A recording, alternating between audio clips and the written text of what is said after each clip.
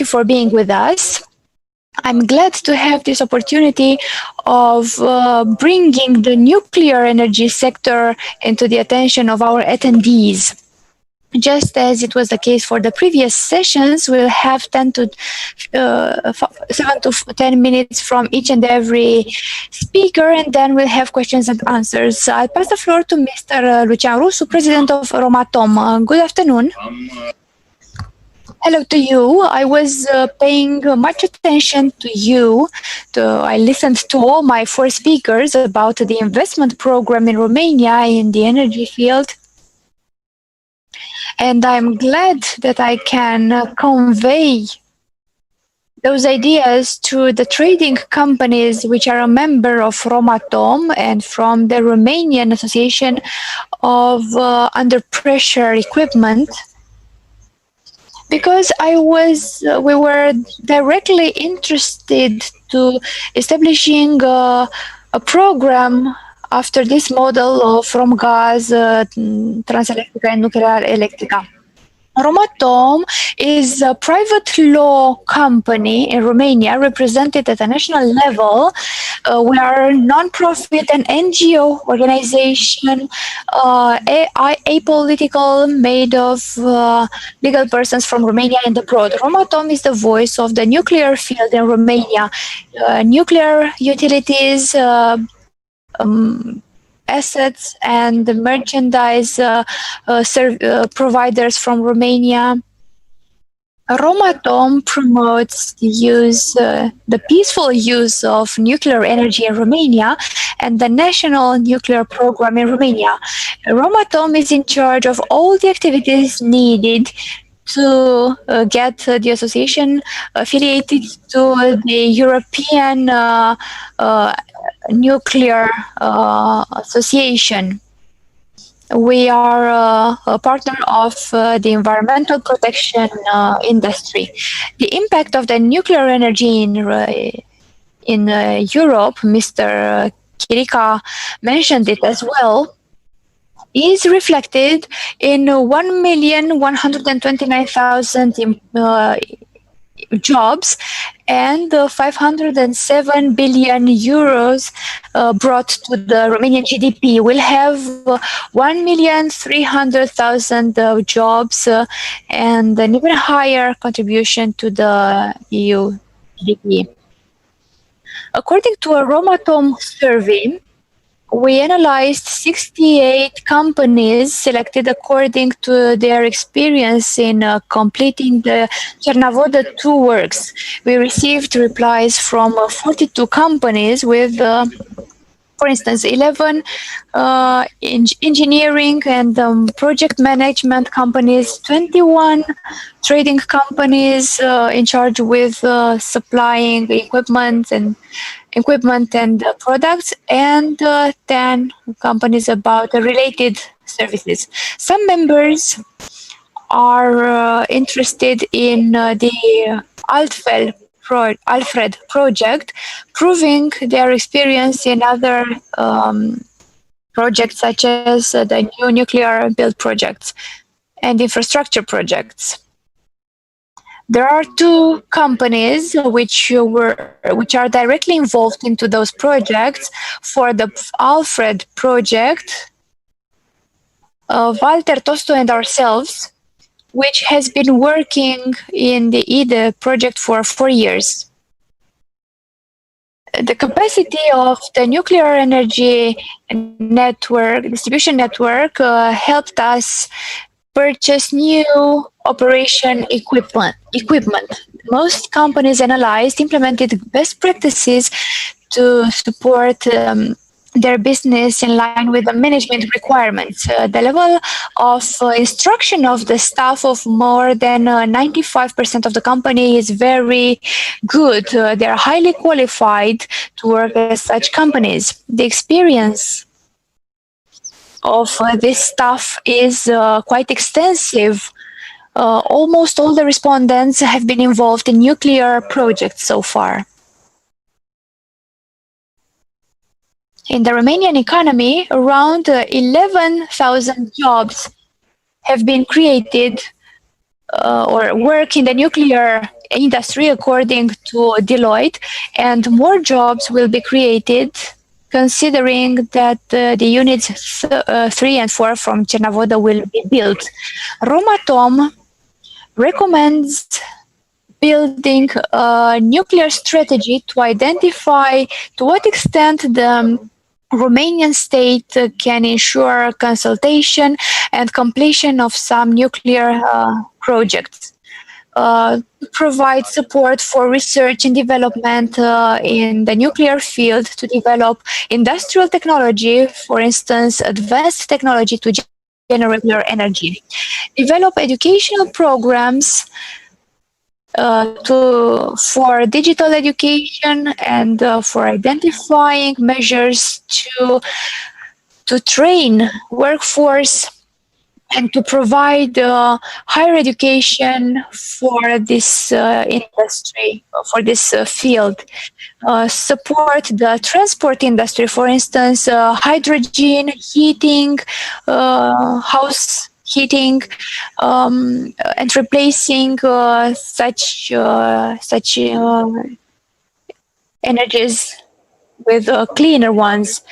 We rely on partnerships between the Romanian government and the nuclear industry to enable such a business and activities and to tackle the domestic market.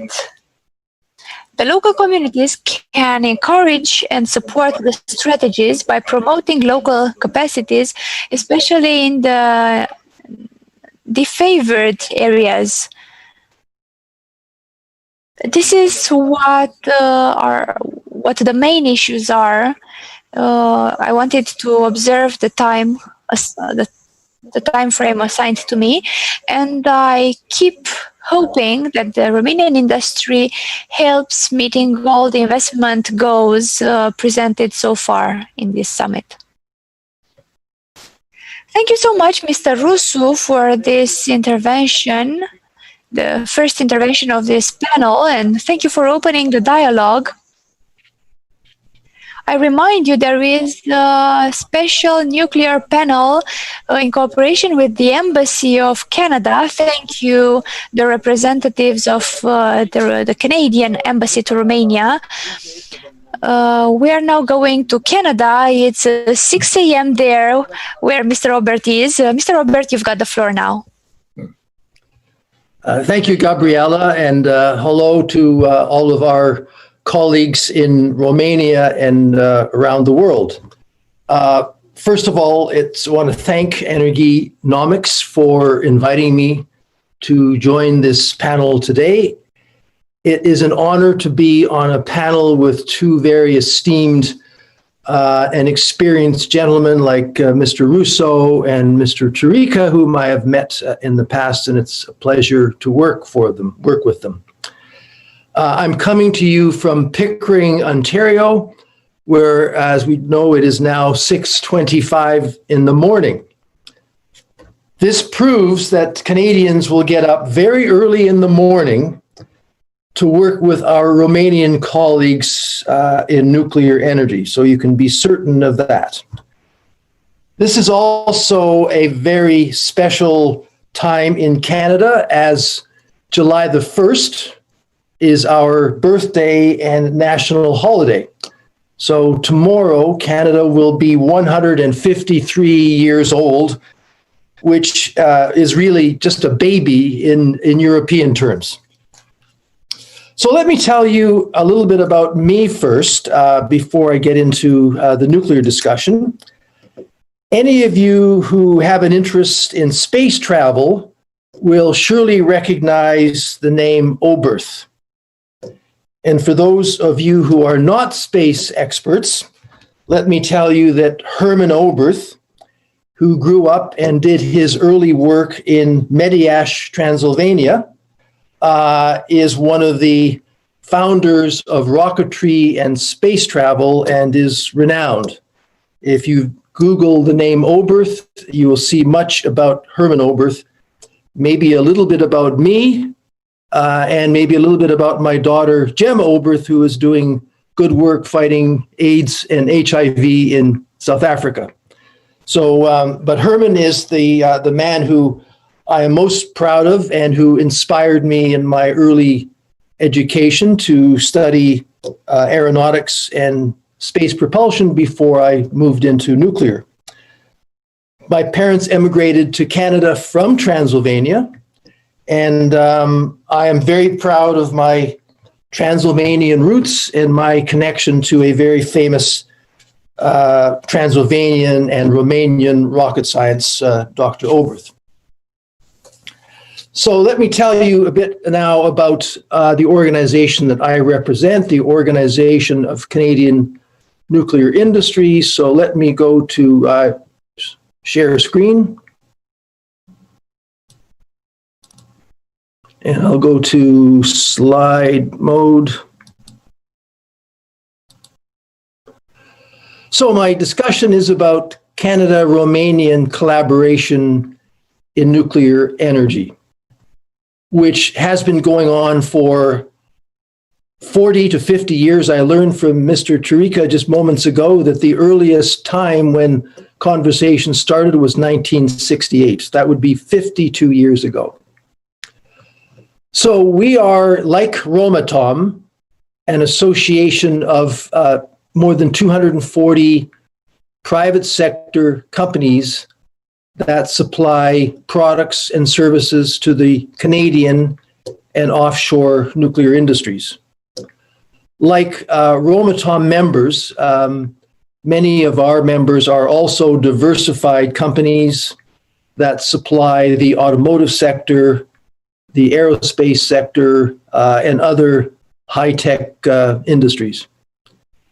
Together, our member companies employ more than 15,000 highly qualified nuclear specialists, and that is out of a total of about 35,000 direct nuclear jobs in Canada.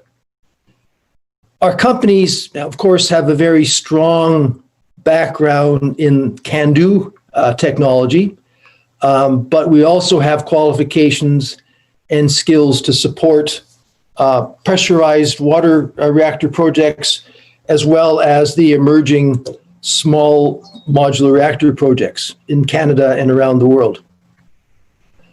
So our background and our history in Romania dates back 40 to 50 years to the work on the Cernavodă nuclear plant. And here you see a picture of the 5 containment buildings, of which 2 of them are now in operation and performing extremely well. In fact, I've been told that they are number 1 and number 3 in the world in terms of lifetime capacity factor. So that's a tribute not only to the excellent design of CANDU technology, but the excellent and well-trained workforce at Nuclear Electrica that operates these units to a very, very high standard. So as I mentioned, our history in Romania goes back a long time. My personal history with Romania is a little shorter. I was first on a trade mission to Romania in 2015. And you see a photo there at the top. During that trade mission, an MOU was signed between OCNI and Romatom, under which we agreed to collaborate in terms of seeking to support nuclear projects in Canada and Romania and in third countries, and to encourage partnerships and collaboration between our member companies. OCNI came back to Romania again in October 2018 when we renewed that MOU. And there you see the fine-looking gentleman on your left, Mr. Russo, looking on while the 2 women are doing all the important work. So what are the next steps? We continue to work together to support a strong Canadian and Romanian supply chain. And we have been in regular discussions with Romatom. And of course, I must acknowledge the Canadian Embassy and the Trade Commissioner Service in Bucharest has been very, very helpful in enabling collaboration and furthering our partnership. And during our last discussion, we agreed that we would, under the difficult times of COVID, that our planned trade mission to Romania, which was going to happen again in October, to once again be deferred due to COVID, but we will replace that with a virtual business-to-business meetings among Romanian and Canadian suppliers in September 2020. I believe that events like the one that we're in today really demonstrate that we have learned how to do business while still being 4,000 miles apart.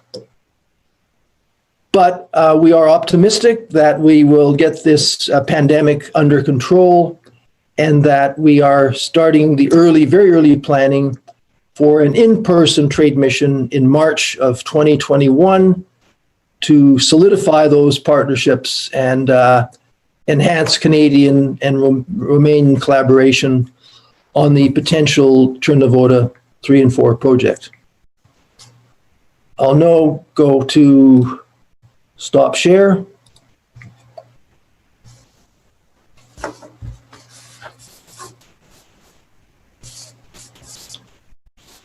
So during the 2000, yes. Thank you, Mr. Robert. Oh, okay. I have a few more comments, if I may. I'll be quick. I'm speaking slowly for the translator. During the 2019 trade mission, which was a very special one, SNC-Lavalin signed an almost $14 million contract to undertake condition assessment as part of Cernavodă Unit 1 refurbishment. During that same trade mission, the Canadian company Nordion signed an MOU with Nuclear Electrica to evaluate the potential commercial production of cobalt-60 at Cernavodă nuclear power plant. As some of you may know, cobalt-60 is used to sterilize single-use medical products and also to sterilize reusable personal protective equipment during COVID. So cobalt-60 is playing a role in our battle with this pandemic. It is also possible, we've now learned to produce the type of cobalt-60 that can be used for cancer treatment at nuclear power plants, and that will be something that I expect Nordion and Electrica will explore. So some current examples of Canadian collaboration with Romanian partners. SNC-Lavalin, of course, is working closely on the Cernavodă Unit 1 refurbishment project, and they are working closely with companies like Citon, Energotech, and Matafin. We are very proud and that we bring much experience on refurbishment from the refurbishments that have been done in Canada, especially with SNC-Lavalin and Canadian Nuclear Partners SA. At the moment, I understand there are up to 30 field service technicians working with Romanian colleagues to support the Cernavodă Unit 1 outage. And no doubt these individuals endured considerable travel hardships in getting to Romania under restrictive COVID travel conditions. But I think this demonstrates the degree to which Canadians will go to make sure that we continue to support Canada's and Romania's nuclear industry. So we look forward to exploring how we can support Romatom and Nuclear Electrica and the range of excellent suppliers in the Romanian nuclear industry to not only complete the refurbishment of Unit 1, but progress the project on Cernavodă 3 and 4, which, as you learned from Mr. Russo, will create many jobs and economic benefits in Romania. We've had a partnership for more than 40 years, and I look forward to another 40 years of fruitful partnership with our Romanian colleagues. Thank you. Thank you so much, Mr. Robert. it's just obvious that the time assigned for this nuclear panel is too short. I apologize for that. But will you please consider this first meeting as the first step towards a close relationship? And let's hope our companies will be open towards the Canadian counterparts. We in Energynomics will be an enabling factor for you as well. And now pass the floor to Mr. Chirica for a short commentary. You talked earlier about our main projects, and if you want to emphasize a little bit the Romanian-Canadian partnership for the nuclear field. Thank you so much, Mr. Avagariței, for this invitation. I'm glad to see you. It's worthless resuming the slides because I've got the same presentation about the Romanian-Canadian cooperation. I'd rather have a personal intervention. As Mr. Robert said, back in 1968, I was a young student at the Polytechnical Academy, and I attended discussion, but unfortunately the flooding in 1971 stopped the negotiation in the nuclear field. And during that period, India made an unauthorized military experiment, and Canada withdrew from several markets. In '77, the discussions were resumed, and the Romanian-Canadian partnership was concluded. It's still in force, amended and completed, depending on the further evolutions. A Romanian-Canadian survey was conducted to implement the CANDU technology in Cernavodă. The contract was signed for the first and second units, facilities, and the license transfer was completed towards our industry. Mr. Rusu says that the predecessor of benefited of that. In 1978, the Canadian presence in the nuclear sector was continuous, with the Italians from nuclear ensembles and along the Americans from General Electric. Later on, we found further solutions to cooperate with Canada, and there are two major events so far. The initiation of the trade exploitation of the first and second units in 1997. In April 1996, when the first cycle was reached, the largest nuclear capacity in Romania was put into operation. Canada, the Prime Minister of Canada visited our nuclear plant in Cernavodă, and we still recall this visit. When the two units were completed after 1989, the mutual confidence was strengthened. We had the United States as a partner as well, and that meant an extraordinary experience for the maintenance and exploitation teams.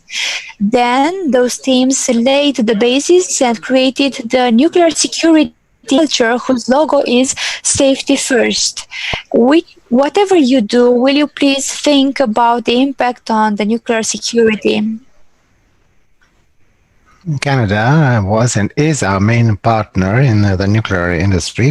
We have been working together for a long time, and we don't speak only about the building of the units 1 and 2 in Cernavodă, but we also had a good collaboration with the factory of nuclear fuel. It was built after a Romanian concept and audited by the Canada specialists. And it received a document that certified that it was producer fuel for Candu 6. We have only 5 minutes available and 2 questions for you. Let's not waste this opportunity to answer to the people who ask the questions. The first question is when will the government decide to start the investment in the reactors 3 and 4? Well, we all wait for decisions every month, but the second question is addressed to each of you. And please give us a short answer within 1 minute. How do you see the importance of nuclear energy in the next 10 years from the perspective of maintaining a balance between productivity and materials like productivity and profitability with this mix of nuclear, solar energy and so on? Mr. Russo. I believe that besides profitability and productivity, there is a huge need, at least for Romania, for a period of 30 years from now on, or even more. The nuclear industry in Romania will have a decisive role in producing electric power because we go through the decarbonization process. So it's the nuclear energy is clean. It doesn't create carbon emissions. So we have to fight for the development of the 2 units in Cernavoda, and for the Romanian industry should collaborate with the Canadian industry and other industries to achieve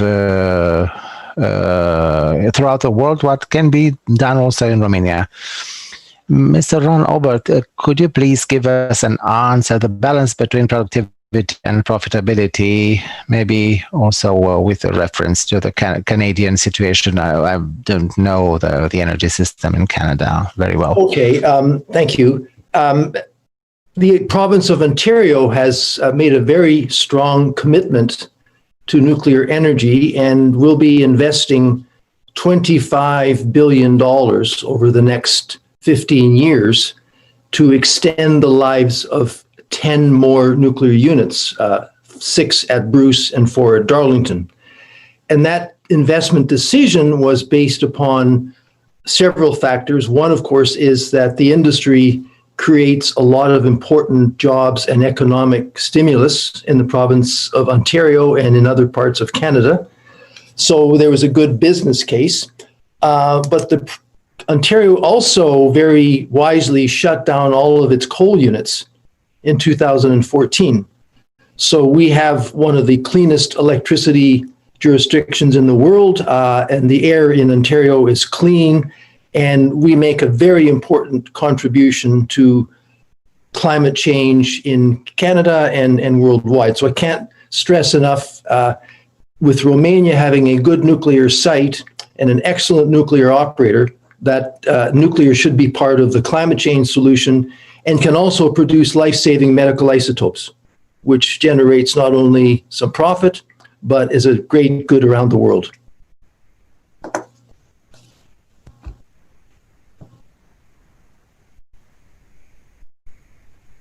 Thank you for the answer. And now, Mr. Chirica, the last comment, and I'd like to apologize for this demand to speak very quickly and give quick answers. Mr. Chirica, please switch your microphone on. Regarding profitability and productivity, we have to add another parameter, the reduction of carbon emissions and the targets 2050. These 3 issues cannot be done unless we have an energy mix without carbon emissions. So renewables, nuclear and gas, like I said. The methane gas and the electric power sources. And we can focus also on hydrogen, which is a trendy topic. We hope this is not just a bubble that will explode, but I think hydrogen will be a reality. The problem is not to treat them from the ideological point of view. We should treat them in a non-discriminatory way. So it is exempted on regarding the analysis throughout the life cycle. I'm sorry we cannot continue this dialogue, but maybe later on, at another date, we will have a discussion about the things which are bothering us in the nuclear energy. Maybe in the Energynomics talks we can discuss for an hour about a topic. Thank you, Mr. Todorkinica, Mr. Ron Robert, Lucian Russo. We have to stop here the session regarding the nuclear sector. Being happy to present these ideas and regretting that we cannot talk longer about that. And at 2 o'clock, we will have the intervention of Mr. Havrilets from the Ministry of Economy, responsible with the energy issues, before the third session dedicated to technology. So we are now in a short break of a few minutes to prepare the things to be that will happen from now on. Goodbye.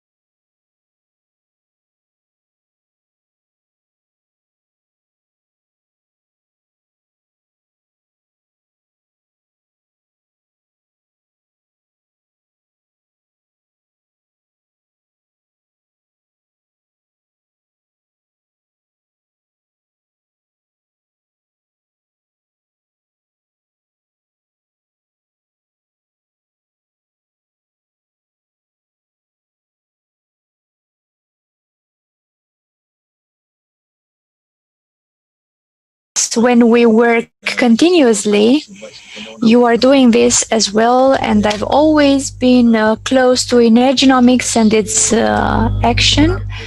As a public servant, it's important to get involved in the debate, in the public debate on secondary and main legislation, and how otherwise, unless in cooperation with good faith and highly specialized companies such as you are. Besides the fact that the National Integrated Plan for Energy and Climate Change was launched in Romania in agreement with the European Agreement for Green Energy called the Green Deal. This coronavirus pandemics struck the energy sector very, very harshly. This is why the economic recovery elements are being considered by Romania, especially by the government and the governmental area, led by our ministry. The Ministry of Economy launched 2 emergency ordinances lately to prepare the field for implementing 2 mechanisms to either use EU funds, or to achieve liberalization in important sectors. It's important for us to liberalize the gas sector for household consumers and to liberalize the power market for household consumers. In the first category, tomorrow, the 1st of July, and this is quite a rush situation, will complete the strategy for household consumers. We know the current situation is quite complex. The household consumers are, many of them, considered vulnerable, and the legislation regarding this vulnerable category is not completed yet. This is why we're in a situation when we like to inform the household consumers properly about the measures taken when the gas market will start operating under total liberalization conditions or circumstances, and will make information missions, will inform the household consumers so that they can see the best offers on the market. Considering the current circumstances affecting the gas market, that is, we have a very low price in the wholesale market, this comes in a favoring situation, that is, would like those low prices on the wholesale market to be reflected and duplicated for the household consumers as well.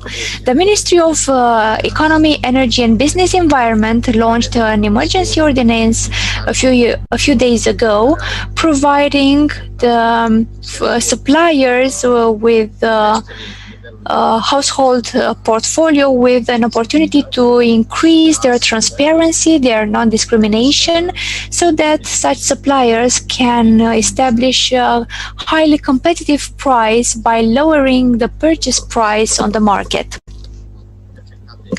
This was completed by the emergency ordinance when we saw elements which made the object were subject to some infringement mechanisms against Romania. We'll try to settle such infringement by the emergency ordinance. The prices used to be set by the National Authority for Energy Regulations. According to the Supply Security Ordinance from 1968, the government has now completed the intervention plan in agreement with the law for competition and with a notification from the European Commission. Another topic of infringement which was eliminated is implementing the price cap. The gas suppliers had to observe the price cap. We also intervened and cancelled the obligation for suppliers to provide 50% of their production on the stock exchange market. We replaced it by a gas release program, which can be accessed by all the suppliers, so that the suppliers with a production of more than 3 million megawatts per year can supply their excess, so that we can get enough liquidity and maturity for the gas market. That project is to last until this obligation is enforced until 2022. when the liquidity and the maturity giving consistency to the market will be achieved in this energy field. To prepare the final liberalization in the household consumption sector for energy, we proposed another emergency ordinance 3 weeks ago. We proposed some elements comprised in the European Directive 1944 and in the European Regulation 943, according to which prices should be set according to the offer and demand. We amended some provisions from the gas and energy law, and we provided this opportunity for the stakeholders to establish bilateral contracts. Considering this right, we practically initiated PPA type of agreements. Power purchase agreements, which we consider of a vital importance to be in line with the Green Deal. This financial mechanism allows investors to conclude agreements with various funders, such as the banks, in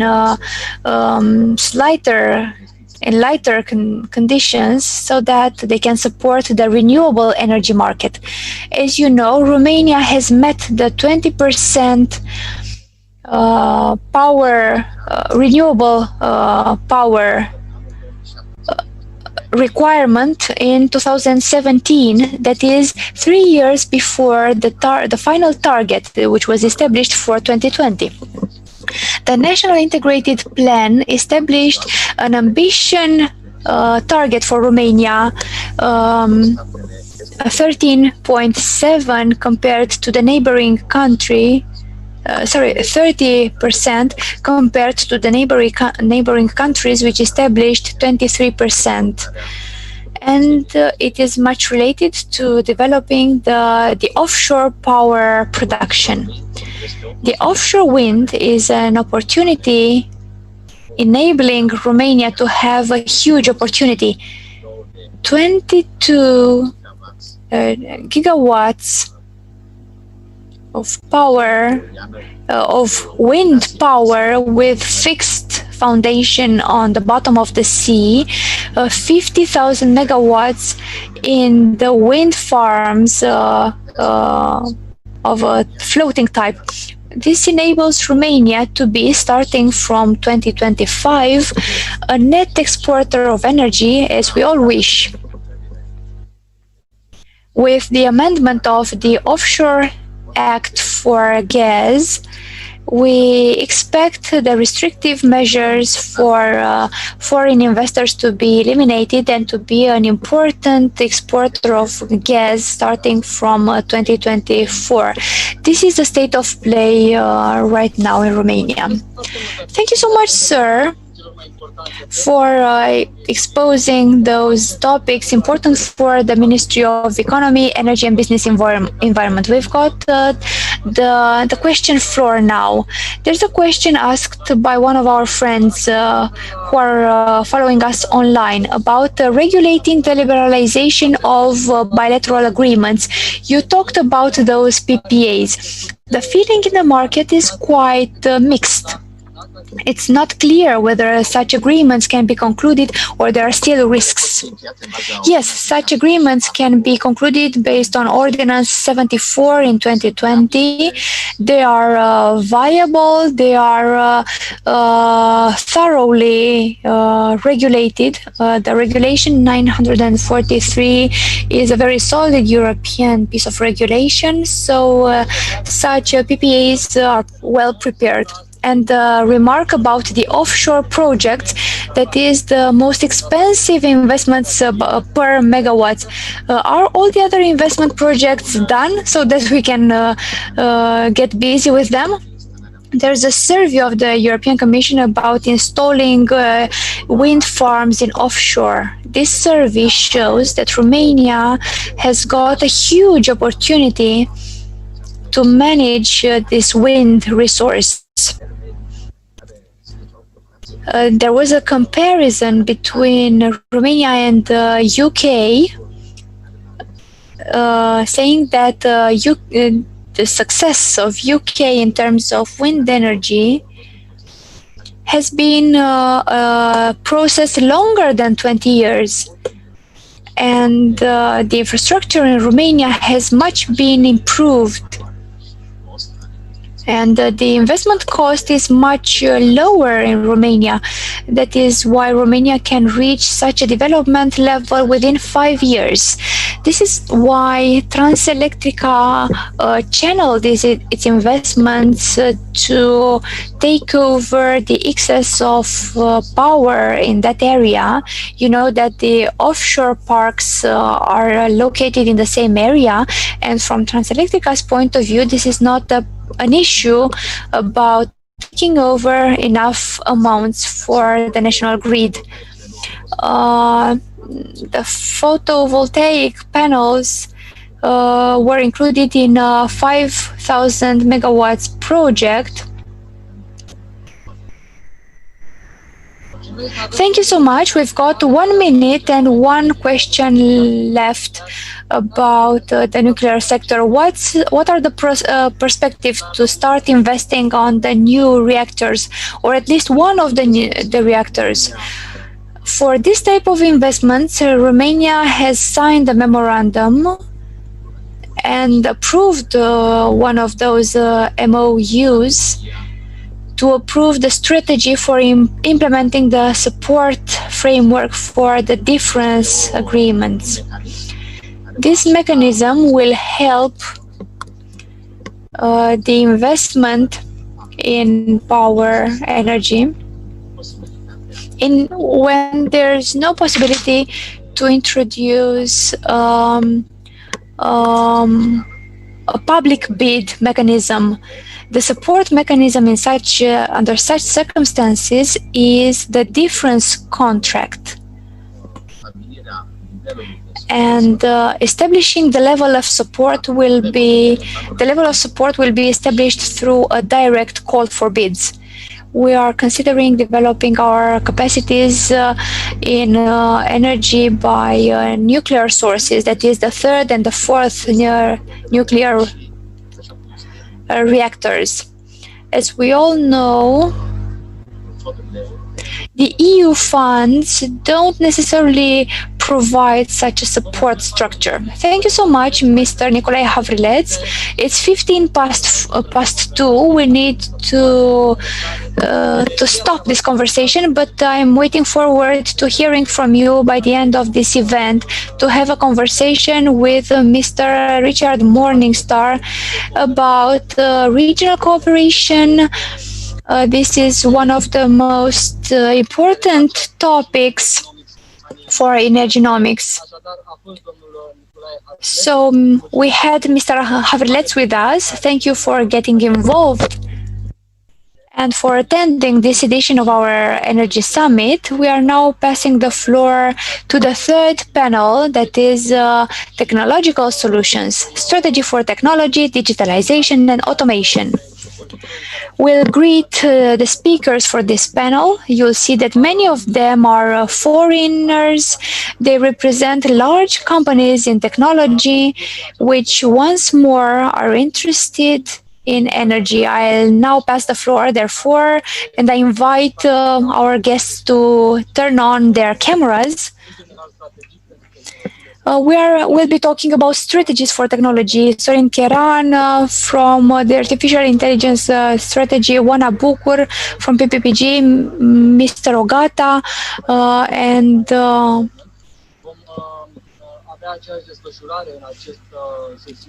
Michael Osladin will have the same strategy. Each speaker will have 7 to 10 minutes for their initial intervention, and then we'll be asking questions, including the questions asked from the audience. So we'll now have the picture of the 5 speakers of today. Thank you for being with us.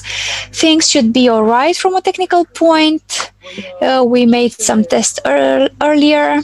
So we'll start this session by inviting Mr. Sorin Cheran for his initial intervention. So you've got 7 up to 10 minutes. Thank you for being with us, Mr. Cheran. Good afternoon. I am now ready for this presentation. All right. Good afternoon. It's a pleasure to be with you. I got online a little bit earlier and I heard the conversation in the earlier panel. I didn't expect it to be to have so many things done in Romania. I didn't know because I'm not updated with that. But what I'm doing with Hewlett-Packard Enterprise, I'm leading a working group called the Artificial Intelligence and Energy Task Force. It deals with AI worldwide, from India to the United States, in terms of strategy and solutions for our clients. Today, I've got some slides for you to show you how we look at artificial intelligence and a few examples for you about that we established with our clients. Let's get started. In terms of opportunities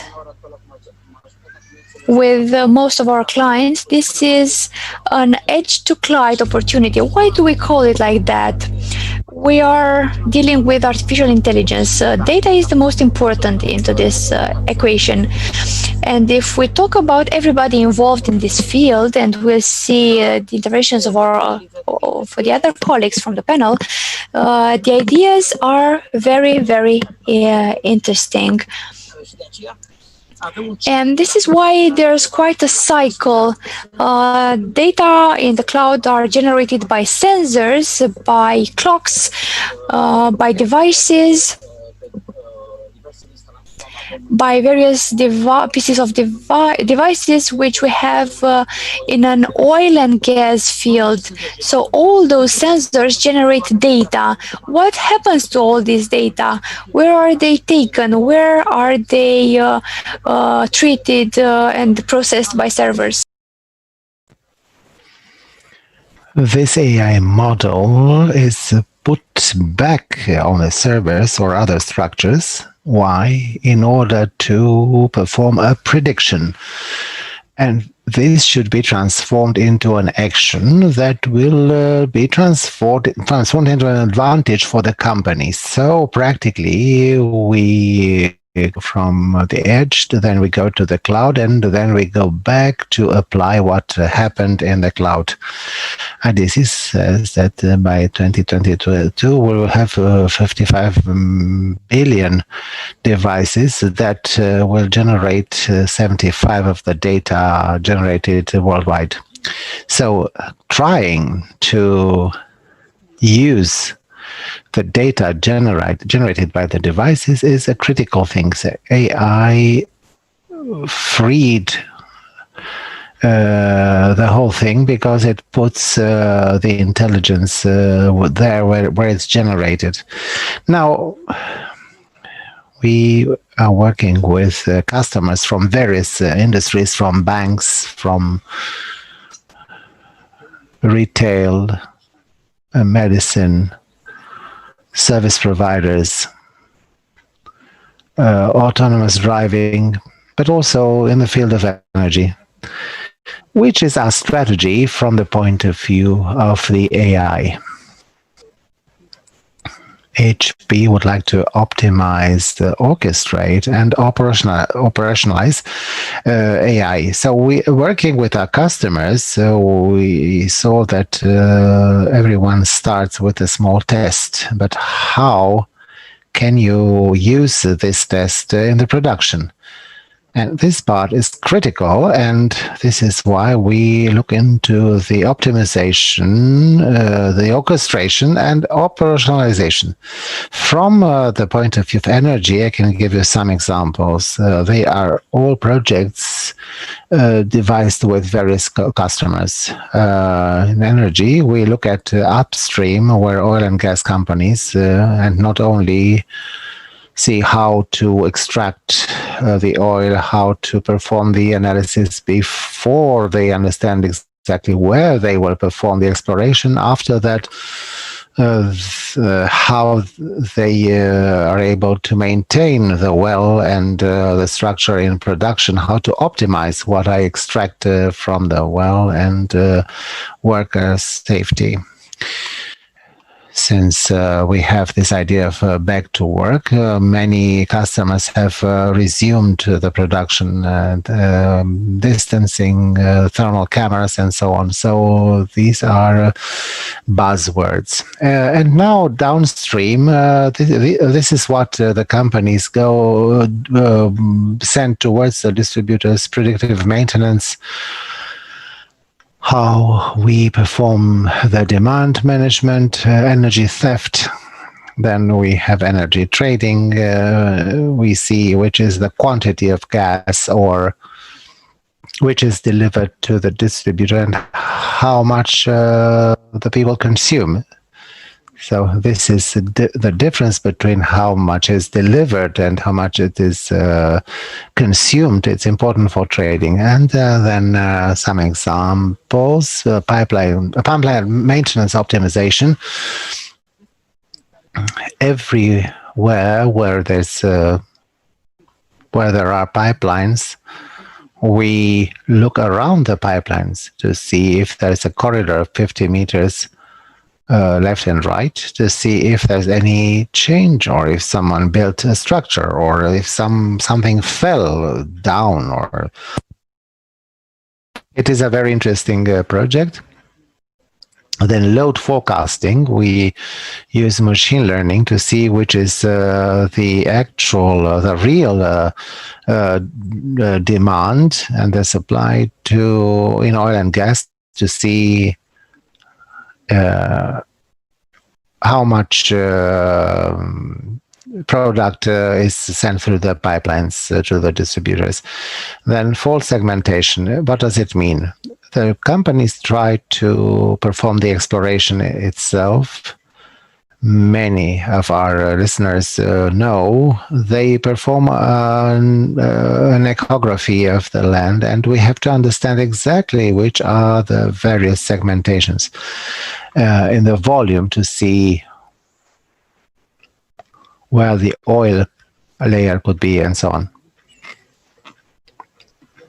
For this, we use several models of deep learning to help the geophysicists to see what is contained in the volume. It is a project with a European company, and we have quite interesting results. There are other things too. We are working with another company,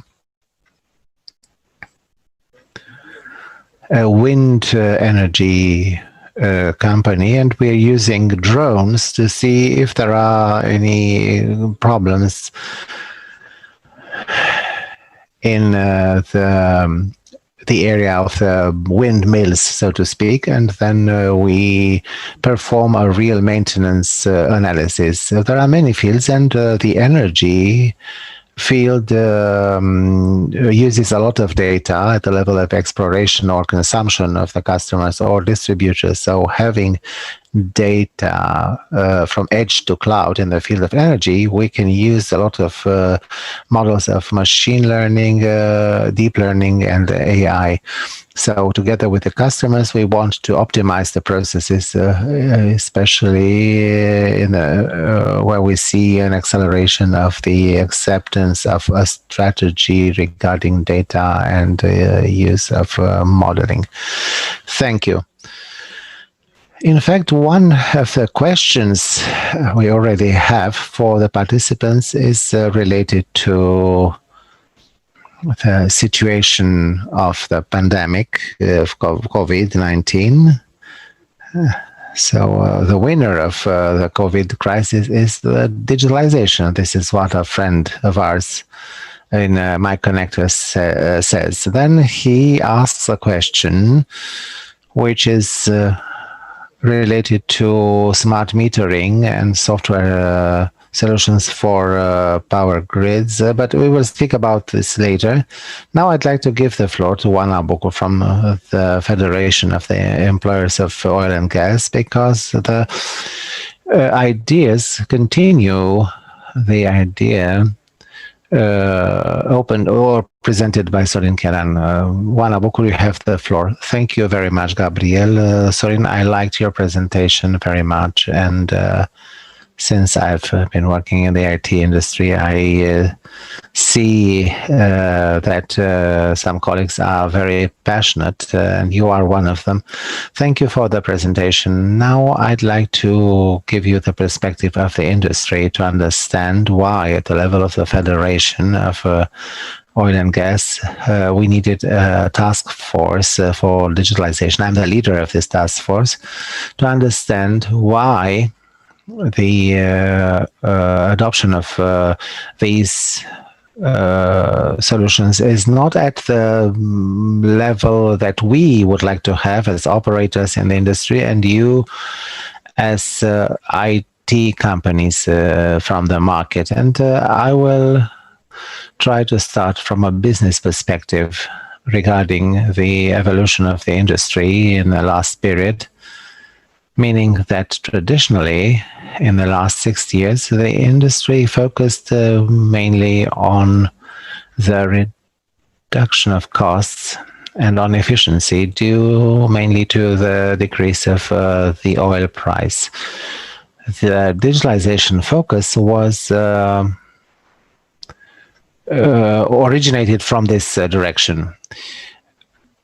During the last years, what I've noticed, and Mr. Havrilets also mentioned a few changes at the national level as regards to legislation. There are also EU changes, and they come in the context of the climate changes and the measures to be taken by the authorities and the operators. And changes which go towards finding technologies that pollute less.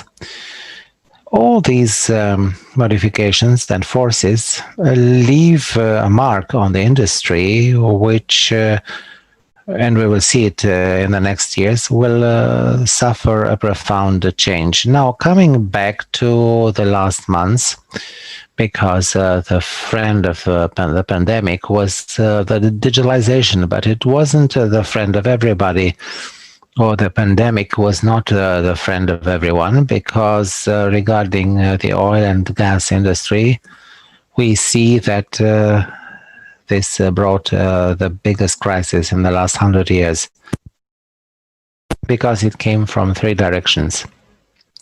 The management of the entire situation in a pandemic context, and having as an objective the further supplying of energy. We didn't have the option of stopping the production and the supply of energy. So this was something we had to adapt in 2 or 3 days to find a solution. Moreover, these moments, there was a decrease, a quick decrease of the price and a high demand of oil products. You know, each time there are challenges, maybe there are also opportunities. And I should speak about the third idea I'd like to share with you, namely, despite this unprecedented crisis, the energy field has a significant potential to support the economic revival through the huge investments in the Black Sea, and Mr. Havrilets mentioned the potential of the Black Sea regarding the offshore investments.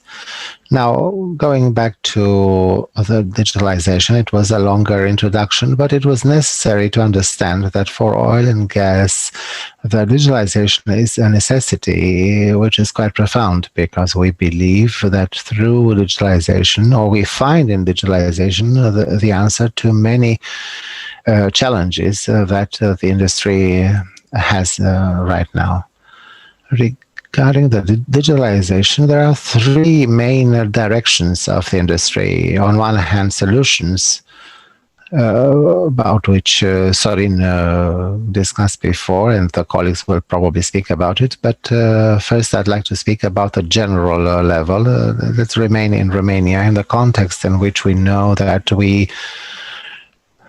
are still working with the sheet of paper and the pen, and one of the main digitalization methods is the debureaucratization by introducing electronic offices and giving up the paper.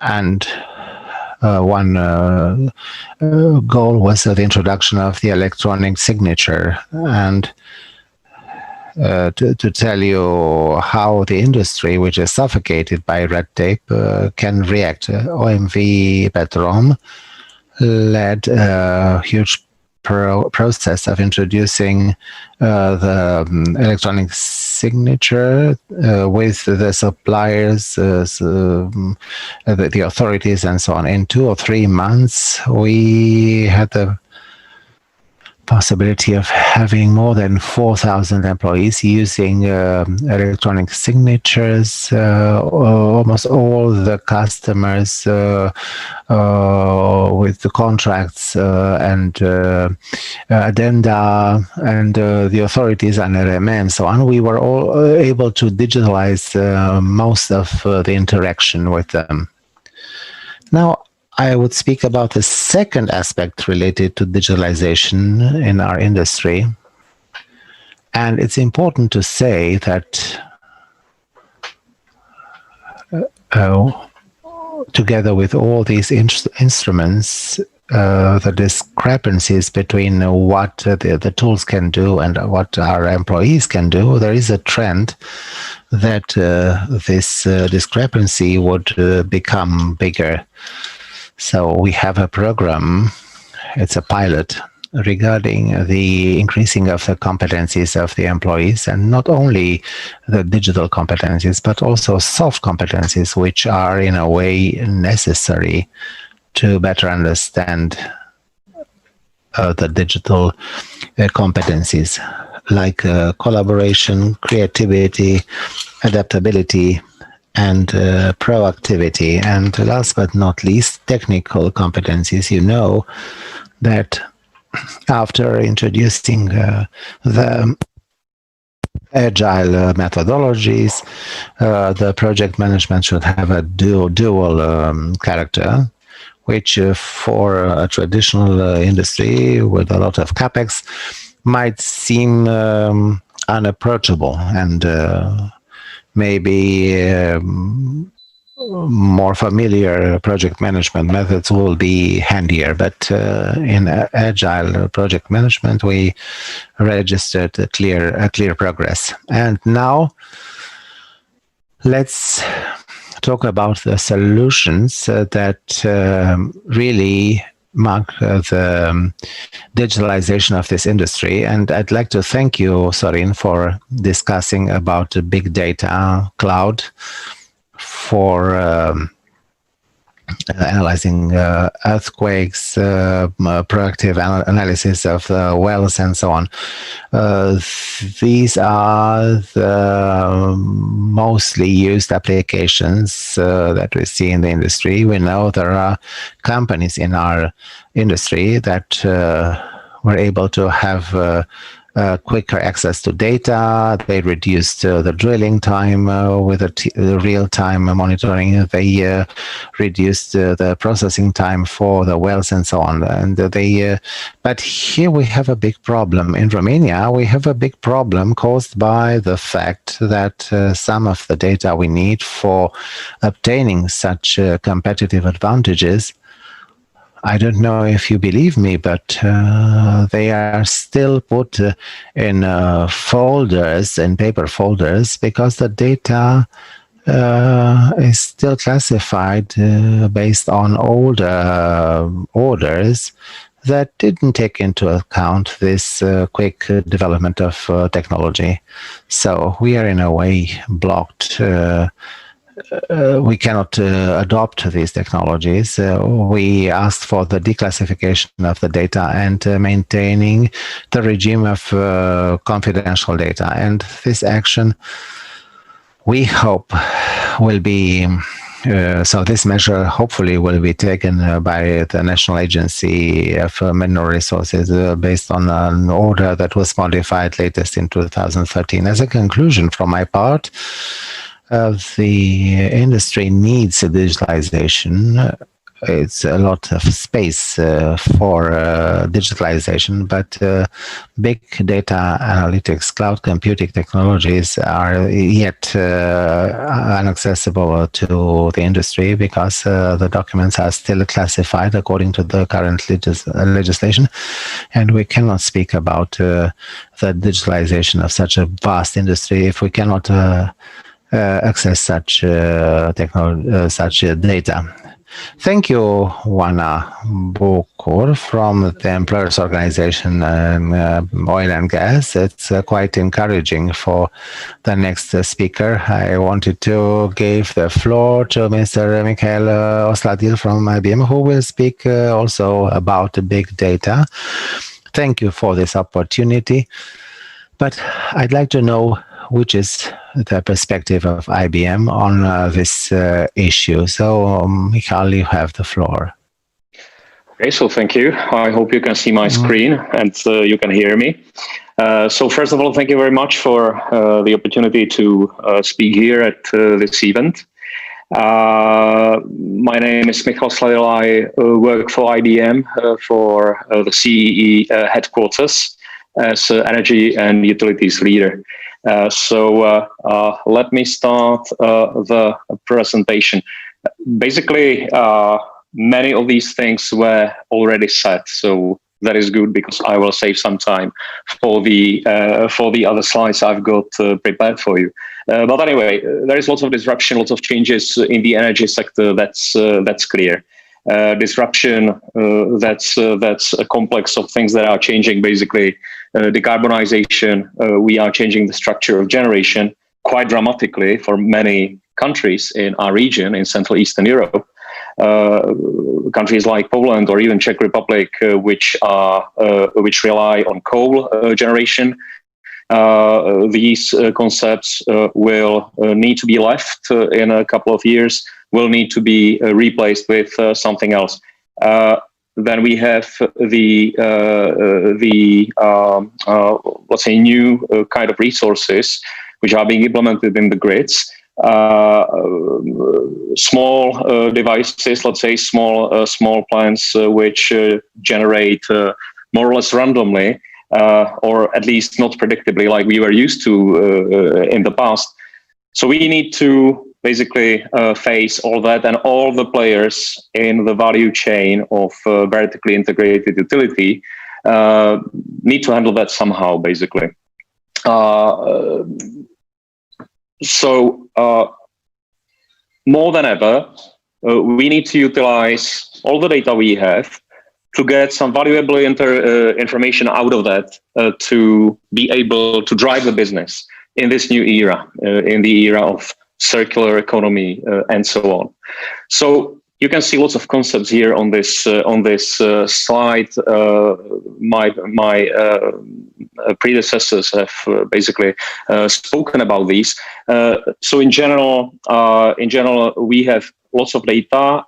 We are not utilizing the data the best possible ways nowadays. And we have tools where we can use the data, but basically we need to have all the data ready and prepared. So if I take just randomly, for example, the efficiency, if I want to improve efficiency of my, let's say, grid environment, grid assets, I can do that, but I need some insights. I need to know how critical these assets are. I need to know how they are used and so on. And based on that, I can, for example, optimize the way I do the business so that I can survive change all the power flows. I can survive less utilization of the grid, which will definitely come if I will generate, let's say, tens of % of the generation locally, then the grid will not be utilized. So basically, using all that, I can somehow improve my business so that it is still doable efficiently with a good margin and so on. AI tools can help us, obviously. So the speakers before me were speaking about the concepts. If I go farther, so basically, we have here a concept of, let's say, three kind of companies: transaction-based, digital enterprise, and the last one is cognitive enterprise. So what is that from IBM's view? The first one, the transactional enterprise, is an enterprise using transactional systems, doing, let's say, maintenance, for example, in the grids because of regulation, because it's needed from, let's say, guarantee perspective, safety perspective, reliability perspective, and so on. The digital enterprise changes that because it uses, let's say, the most recent technology to avoid situations when I'm collecting data, for example, but I'm not able to effectively utilize that for any reason, unstructured data and so on, text, images. The last one, the cognitive one, is that stadium where I have everything interconnected. I have tools where I can mine also unstructured data, and I can use all that data to, let's say, improve the operations of the company, of the business. So there is a quite important message here in this slide. There is no AI without IA. Well, that means it means no matter I've got technology for artificial intelligence, machine learning, whatever, advanced analytics. It's quite useless if I don't have information architecture, IA. If I don't have my data consolidated in the right shape so that I can utilize it for any business process improvement and so on. So some raw numbers, as you can see here, 81, according to our projects and our experience in this region or in other European regions or North America, for example, 81% of the companies do not understand the data required for AI. So everybody speaks about AI, everybody wants to do that, but basically before doing anything, you need to have valid data because no mathematical method can work without fair data, basically, fair numbers. You can't divide by zero and so on. So all that needs to be fine-tuned. 80% of data is either inaccessible or it's in structures that we are not able to easily read. This is something we face every day when we work for our distribution system operators, for example, transmission system operators. There is so much information in text that is being taken by field engineers and so on. Lots of information inside that related to the condition of assets, but basically it's quite hard to utilize that data. So here we have, when I started this distribution topic, it was by purpose because, let's say, the distribution and transmission world of electricity or even gas, but dominant electricity, is something we work very intensively for. So we have concepts even here in Central Eastern Europe, Czech Republic, for example, or Slovakia. We are implementing to our customers, I would say, data platforms that are collecting data from any segment of the grid or enterprise IT they've got to be able to start connecting that data and use the data to get some valuable information out of that, so that we can then, let's say, operate the grid a better, more efficient way in this new era. So basically, we are collecting information from different systems, because what we see in distribution or transmission grid operators, the information is really siloed. So we are connecting the data all together. Out of those connections, we are getting things like what is the condition of the assets, something that is nearing to the real condition, independent from different engineers placed in different locations across the country, and so on. Then we are evaluating what is the consequence of possible failure. What happens if I lose this element? So in grids, for example, where I have star-shaped grids, if I lose one node, I can lose whatever which is behind that node. In transmission, that's different. Obviously, we have all those n-1 and -2 analysis, and we are evaluating the status like that. What happens if I lose this element in a certain stable state of the grid? Then we evaluate what is the failure rate of particular assets. So this is number 5, degradation curve. And when we combine all this, we can help the grid work, let's say, a better way. If they are losing generation or losing loads, then we are able to advise, this is the way how you should do your maintenance. This is the way how you should invest into your grid so that the reliability goes higher, side A, side B. And at the same time, you will still spend the same or even slightly less money. And this will be very actual in this COVID situation, basically, regarding distribution tariffs. So this is vegetation management. It was roughly described by my colleague from Hewlett Packard. So what we are doing very similar stuff, but for grid operators. Yeah. So we are analyzing by neural networks what is, let's say, the corridor. Let's say within some lines, is it enough? Or are there trees over there? Are the trees big? What is, let's say, the vegetation periods, and so on, to be able, again, to improve the reliability of the grid. We are using such algorithms for maintenance as well. So we are collecting data from inspection, different pictures, drone pictures from the field engineers. We are assessing whether there is some risk of failure or not, given the condition of the asset. Okay, so this is, let's say, about ethics, about ethical principles in AI. So IBM obviously is developing all the solutions to keep all that. Anyway, I think we are quite far away from, let's say, any danger like this. The biggest danger perhaps is loss of personal data and so on. But basically, this is something we definitely need to have on our minds for near future.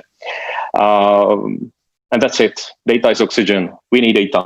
If we want to do anything in the grids, if we want to optimize, we need to measure. We need to have the data available, accessible for analysis. So this is all from my side. If you have any questions, I'm happy to answer.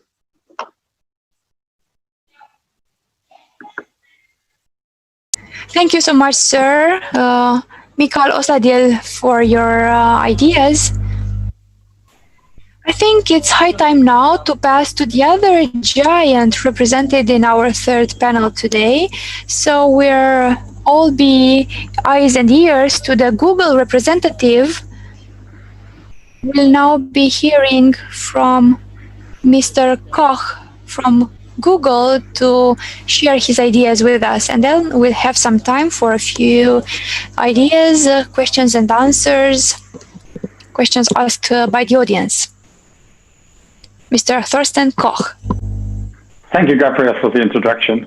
So my name is Thurston Koch. I'm leading the custom engineering team in Google for Central Eastern Europe for Google Cloud. Other than the other ones, I'm not a dedicated energy person, but I have a lot of energy customers in my portfolio, but also customers from the banking sector. So I might want to answer some questions around Joanna's questions earlier today around security and compliance as well, if we want to drill deeper into this.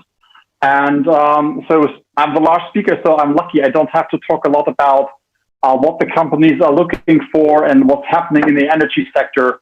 But as Google, we speak to a lot of them, and their targets have not really changed, right? The leaders are focusing on have more predictive information and reduce risk for their operations, improve operational efficiency and profitability, and drive innovation. We also see an increase in influence of digital technologies and how these objectives are accomplished. By 2023, utilities will have digitally connected 75% of their critical assets. And we think that this will really help to predict and prevent equipment failure, as we have heard from the other speakers. So there's not a big difference really in the approach to the market. But we also see that 86% of the utility companies today are already using AI in customer engagement applications. And that's maybe something we haven't talked about today. So a lot of the power and energy companies have, like in the downstream area, a lot of necessity to look deeper into what's happening in their markets. At Google Cloud, our goal is to help you navigate this digital transformation process and unlock value for your businesses. We know every second counts when it comes to running your business, and you can rely on Google's cloud infrastructure here and its intelligent technologies to deliver reliability, scalability, and performance as you need it. We can help you to grow by enabling you to build new retailer and experiences for your customers with Google Cloud, advanced analytics embedded across your business system, your utility systems, and leverage advanced analytics for simulations. And this will help, what is helping our customers already, and I will talk about some of them later, to increase customer satisfaction while increasing the profitability by up to 10% on the other side. Here at Google, we do things slightly a little bit different than the traditional IT companies. And we try to transform business models as well as we work. And this is really a way where we look into a value-based approach, where we say, like, we want to work together with our customers and make value-based professional service projects, which are then looking on you to help run, grow, and transform your companies with the best-in-class infrastructure coming from our side and running in our solution. To truly transform your business, there are key enabling capabilities to build out on. So we talked about elastic computing and modern storage infrastructure. So we heard a lot about how much data you need to run effective AI solutions. This is one of the pieces. This will help you on one hand to build AI applications, but it will also help you to run your legacy workloads like SAP, accounting, etc., etc. Then we have cloud native applications. So we have like applications for your contact center, for example. It's like a contact center AI application, which allows you to empower your call center with artificial intelligence. And then we have the collaboration tools, which allow you to find new ways of collaborating inside your company by sharing documents. And there we need to understand, yes, there is obviously a lot of data which is classified as state secret or whatever, but there's a ton of information which is not classified as such. So there are other ways of collaborating in this environment, even without necessarily need to look for on-top security on collaboration platforms like we are providing them. And in Google, we underpin this all with a very robust security and governance model driven with sustainability in mind. And if you're interested in security, I'm more than happy to go deeper into this later. As said, unfortunately, I had another presentation this morning with a law firm around this, so I would have loved to invite all the speakers to this event, but unfortunately, this has happened already. This infrastructure then, as we said earlier, is run in a global, secure, and a reliable way. And this is supporting your power grids, your pipelines, and other critical infrastructures you have out there. And it's important to understand, especially because the energy companies very often do not operate only in one or two countries, that you need to rely on a partner who can support you on an international level and have the international backbone with the latencies in the network, with the redundancy on the systems, with the migration tools, with the platform which is supporting open source, not to get locked into the customer. So this is all what we are providing from Google, and we think it's very important because we don't want to build this lock-in factor into our solution, but we want you to use our infrastructure because you like it, and not because you at one time have chosen to use our technology only. So you should take your infrastructure in a way that you can always move it to another vendor if you don't like us anymore. That we are doing relatively well with this, I think, is showing the list of companies from the energy sector. And I want to elaborate a little bit on 4 of them, what they are doing with us, and maybe that shows a little bit why they are doing it with us and what's the value of it. So let's start with AES, the AES Corporation. AES runs on Google Cloud to optimally serve their commitments to a 70% reduction carbon intensity by 2030. AES has scaled the use of drone technologies and machine learning in their wind farm operations. And we heard a similar example earlier today. The interesting piece here is that a lot of our AI solutions allow you to easily create your own models without hiring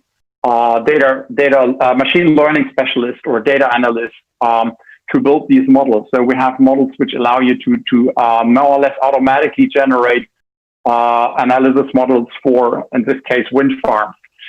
With that, they eliminated manual photo inspection workload by 50% on one hand, and allowed the engineers to focus on the more complex challenges because the other stuff was already filtered out. So this is one of the examples.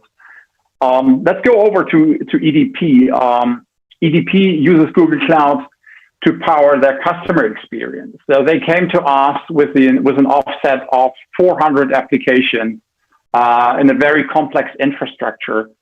And EDP turned to Google Cloud to launch their new website, which reduced their page loading time, very simple, by up to 90%. And if you remember that EDP has presences in 14 countries in Europe, North and South America, and in Asia, then you will understand that the global vendor is very important here if you won't only have one infrastructure for it. And with that, they have increased their Net Promoter Score, that's the quality of the web page score, so to speak, by 81% in just 6 months.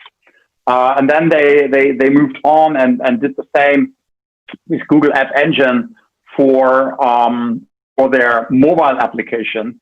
And by that, they were able to improve the customer satisfaction. So one, I think, very interesting other project is something we're doing with SunPower today. For those of you who don't know SunPower continues to transform and revolutionize the future of sustainable energy. And they make one of the world's most efficient solar panels right now and distributing them worldwide for residential and commercial use. When we look at the pace they had when they started the project with us, solar designers would have needed over a century, roughly, to manually increase and optimize systems and calculate cost savings for the 100 million future solar homes in the United States. By partnering with Google, SunPower significantly changed this timeline by developing a technology that allowed homeowners and businesses to create their own design in seconds. So you have to think of that in a way that you get a satellite image of your house, and then we have built together with SunPower and our Sunroof project, we have created an application which calculates how many panels you get on the roof of the house in a proper way, considering trees in the environment, etc., etc. So there's a nice video, and I'm more than happy to share that on YouTube. And this is happening in like 60 seconds, and you get a layout of this. Please, let's stop here with this initial intervention to let also Mr. Vincenzo Corbo to say a few words, and then we will ask questions. And if we have 60 seconds, we will use them for the film. Thank you for your understanding and for the case studies. And many of the questions have been answered already through my connector. And now I will give the floor to Vincenzo Corbo, and we will come back to the Romanian companies, a technological company coming from Romania, to see how Keep IT Mobile is working. Thank you. Good afternoon. I'm Vincenzo Corbo. I represent Keep It Mobile. We are a Romanian company. And I wanted to show you how we approached this issue regarding the digitalization in the Romanian space. We have been created in 2012, and since then we've created solutions which are well adapted on the working modality of Romanian industrial companies. We focused on the naval and also metallic structures, or the industries who need digitalization. I wanted to show you a simple approach, but practical, implemented by us. And we had quite a success with it. In 2014, we started the implementation of a solution based on the NFC technology. We have done it at OMV. This was the first implementation. What did it entail? We replaced the idea of identifying an equipment with a barcode, and we installed chips. It was a leap for us, and I understand that this technology can be well implemented in almost all fields, and it is quite cheap as regards the tools. So where do we apply all these solutions? First of all, in the maintenance services, in the production area, for the traceability of the tools. I'm sure that many of your viewers are confronted with this idea in the everyday life. They want to know where the tools are located, where the drill is, and we applied chips on each equipment, even on keys.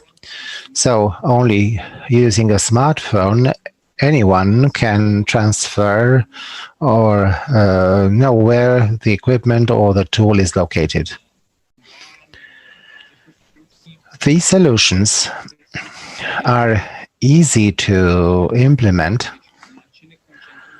What do we focus on? We are focusing on the sending on the information from the field. All our solutions have this mobile component with which we scan or check or perform an inventory of the activities in the field.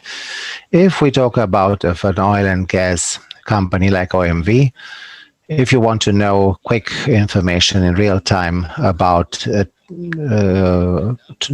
machine or a pump which is on a hill, by scanning the chip found on the pump, the operator will be able to obtain any information regarding the technical manuals, technical details, but he will be able to introduce in the system the activities performed for that machine or the spare parts used. The information is collected in a database and then presented to the managers or the people interested in it.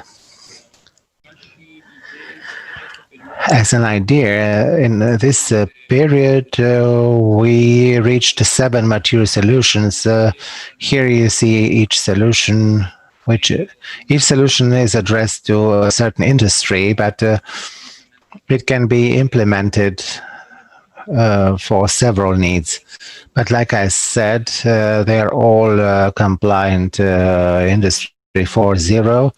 They all have a mobile component, and we try to identify as easy as possible and to make the work of the people who use these tools as easy as possible. As a short side comment, I agree with the comment of Mrs. Vanabukur, saying that there's a need for increasing the digital competencies on the Romanian market. It's true, there's a huge need.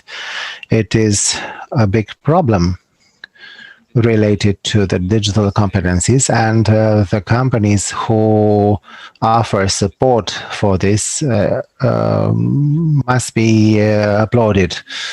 We approached this from a different perspective. We went to the production factories who needed digitalization, and we adapted our solutions in order to make them as simple as possible for any level of competency, trying to achieve a transition of the people who work in those factories to the digital field. So imagine that a person who is very good in a certain trade, maybe he's not very good in the digital, he doesn't have digital skills, and this is why we didn't want to make his work harder, but to give him a tool to press a button or to scan a chip or a barcode, and the processing is done by us behind. Some use cases to see what I'm talking about with with clearer pictures. We have the traceability of the production. In fact, we installed barcodes on each element of a production factory. When the sheet, the iron sheet comes to a factory, gets a barcode. Each part which is cut will receive another barcode, and through a simple scanning, and not through other elements, any company manager will know in which stage his order is found. Another need that we found is the planning part. So I have 20 machines, which is their load. Using this application, we can offer very quickly to any production manager, which is the load of each production machine, to know if he has more space to intervene with new orders. Then the NFC chips, which was adapted successfully in 2014, 2015. Each equipment that needs maintenance will receive such a chip for identification. This chip is useful because if the person goes in the field to perform the maintenance, we are sure that the person went there, because the chip cannot be replicated and he has to scan it versus a barcode which can be replicated. So this is our application for the maintenance. Now, shortly, which are the components of our solutions? We have cloud web platform, where the previous partners presented their solutions, and we integrate this. So we collect the data from the field, and then we present it on the platforms of the partners. Then we have the mobile solutions for the technicians who perform the maintenance, but also it's important also for the customers. If a customer has a problem with the machine, he will initiate a ticket, and the technician receives the ticket, and he knows that he has to go for the intervention, just with a few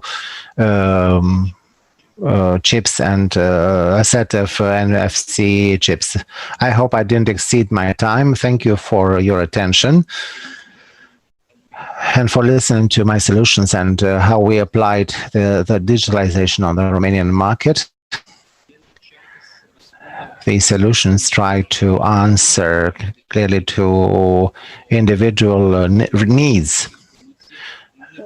We don't aim to solve all the problems of the people, but individually each solution is applied for the needs of the customers. Thank you very much, Vicențiu Corbu, for the presentation and for the details you presented for our public. It's always difficult for me to be part in a dialogue on digital technology.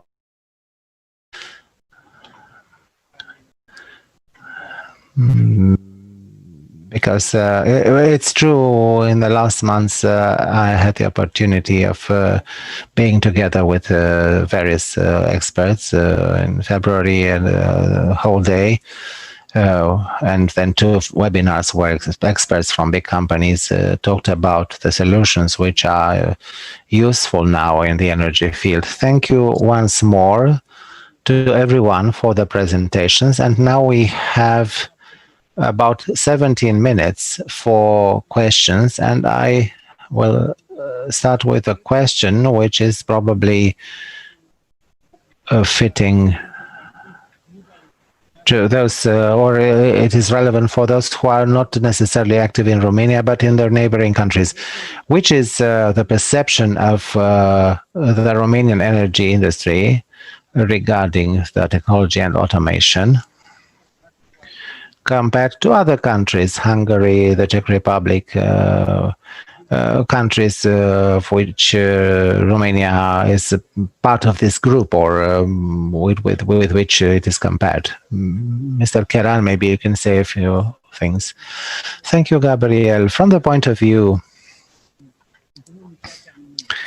or from what I learned today and what I've learned in HP Romania, and especially regarding what Oana said before, we are working with a lot of countries from Central, Eastern, and Western Europe. And in the digital transformation field, we have many projects in countries like Poland, Hungary, the Czech Republic, and we see this digitalization.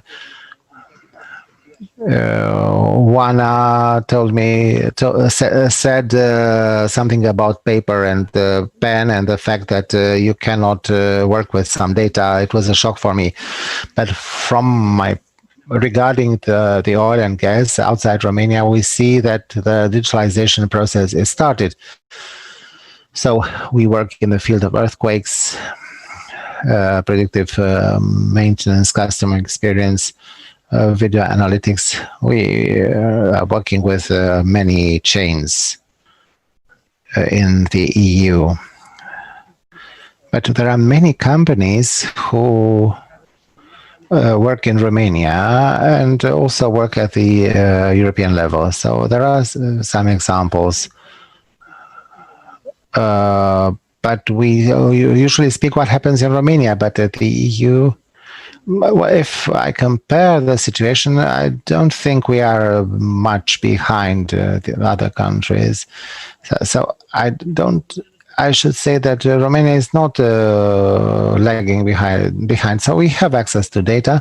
So from my point of view, if we talk about multinationals, Romania is not behind. But I should say that my team hasn't worked together with other teams, but I'm sure we will find projects to start this digital transformation process. I respect what Oana said, but for me it was a little shock. Thank you, Sorin, for this. Mr. Michal Hosladil, which is your perception regarding this?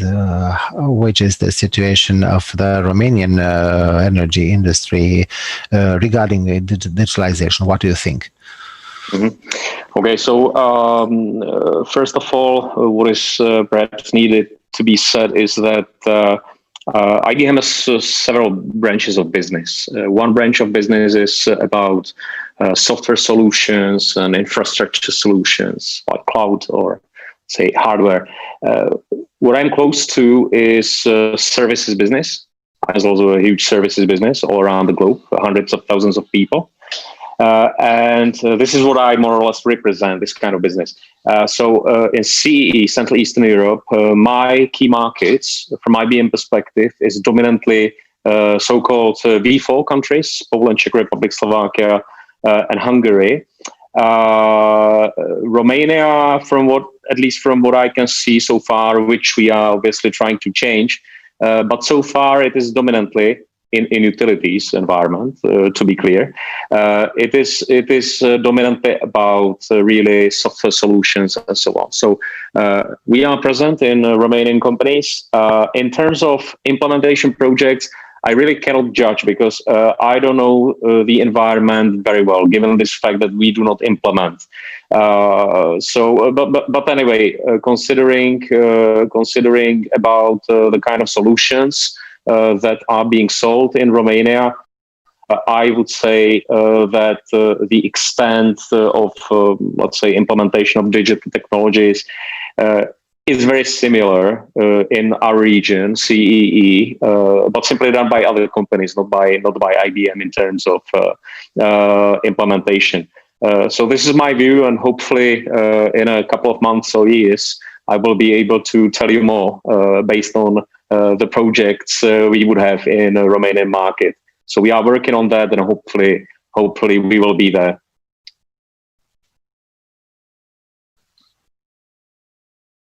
Thank you, Michal, for this contribution. And Mr. Koch, I would like to know which is your perspective about this. So, as I said earlier, I'm not only focusing on the energy sector, but I don't see a big difference in Central Eastern Europe in general inside the companies, I have to say. And I would even say vice versa. I see a lot of great ideas coming from the region where it comes to digitalization. I see a lot of startup companies who are running new stuff also in the energy sector. I see, well, obviously gaming companies, retail companies, which are very, very strong, having international customers from this region. But I see also energy companies with great ideas, mainly in multinational companies we are talking to at the moment. So I cannot say that I see any differentiation there in between the countries. So at least not for the customers I oversee. I haven't made any analysis for the energy sector only. So sorry for that. But overall, I think we have a great fundus of people. So if you think about that, Central Eastern Europe is producing more computer science engineers than the United States and Canada together. Then you see what sort of potential we have in the market, right? And I truly believe that whatever industry you're in, we are just at the beginning of this S curve, moving up with digitalization, or maybe already a little bit in there with this digitalization, because we have so great resources in the market.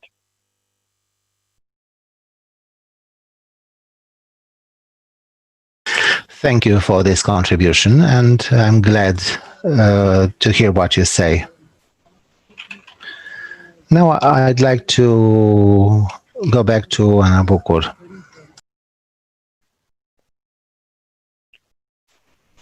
There are restrictions related to legislation which prevent adopting cloud solutions at a large scale, but there are areas where there are no restrictions of that kind. And how is digitalization introduced in the oil and gas field, in such fields? Is it proposed by IT experts, or does it take into account larger modernization efforts in a refinery station, for instance? Thank you for your question, Gabriel. I'll reply right now about how those projects are initiated, and I need to make a distinction to explain why I suffered and why the industry is suffering. The oil and petrol industry in Romania is upstream. Upstream. It is an upstream industry, and we are proud and lucky enough to have many resources. We also have resources in the Black Sea, and the issue goes precisely in terms of upstream resources, because some of the data which are conveyed or produced in the upstream area are the so-called geodata. The issue with such data is related to the fact that some of this data is considered classified information. And when I saw how Vicențiu was telling about the Industry 4.0, it recalled me to reality. We are in 2.0. That is the basics of any oil and gas industry. An industry we still use paperwork, so paper files, folders, and keys. An office was created according to the requirement to store classified information. Let's not exaggerate. There are several types of classified data. This is not the highest level of classification. It's just professional secrecy and not state confidentiality. And yet we need to preserve such secrecy. Now, this is what I was telling you about. This is where the industry is suffering. For the downstream part, because you were asking about refineries and retail industry, we don't have such constraints for refineries, because there's a different development there in terms of digitalization. But for Romania, we are an upstream industry, and this hurts. This really hurts. And to place things into a European perspective, into a European background, what I also noticed as European trends supporting our approach of declassifying such data, somewhere last year we performed a comparative study to see what the status is for such data, such geodata at the European level, and we compared a few states. Sorin, you were mentioning about Hungary and Poland. Yes, there are such projects there, and two other countries, Italy and Norway. We investigated, and there's no restriction there. After this survey, according to this survey, Romania is the only country where this problem exists. And more than that, there is a regulation issued by the European Commission which becomes enforceable for all the member states from May 2021. A regulation according to which any kind of data must freely circulate on the EU territory, with an exception related to national security, but it's not the case. So what's the date when such regulation comes into force? May 2021. But the issue, and I'd come back to your question, Gabriel, we cannot wait anymore. Every single month of waiting under such circumstances means that while companies in the such as the OMV Petrom group choose such kind of solutions which involve moving data around the cloud, we are in the same team, let's say, and we reject such solutions, and this becomes more and more visible and more annoying for an industry which is willing to progress and for a country which is so proud to be digital. Thank you, Oana Bucur, for such grassroots details. I'm sure that our colleagues from the technological companies are glad to find this, just to reset their perspectives. I'll now ask Mr. Vicențiu Corbu to say a few words about the IT mobile team, what are your plans for the future?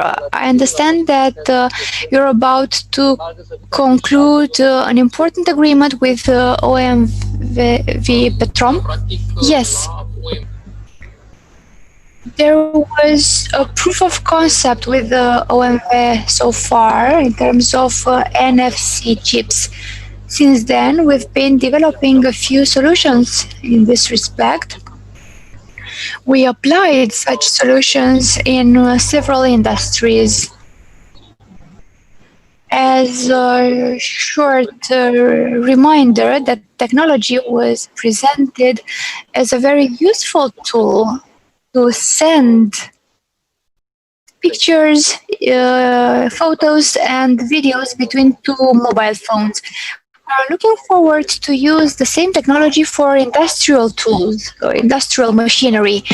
And this technology was fit for several industries. This opens an opportunity because those chips don't necessarily communicate with each other. So they are somehow passive. They don't communicate with the outer world. The entire information remains between the smartphone and the chip if higher security is wished.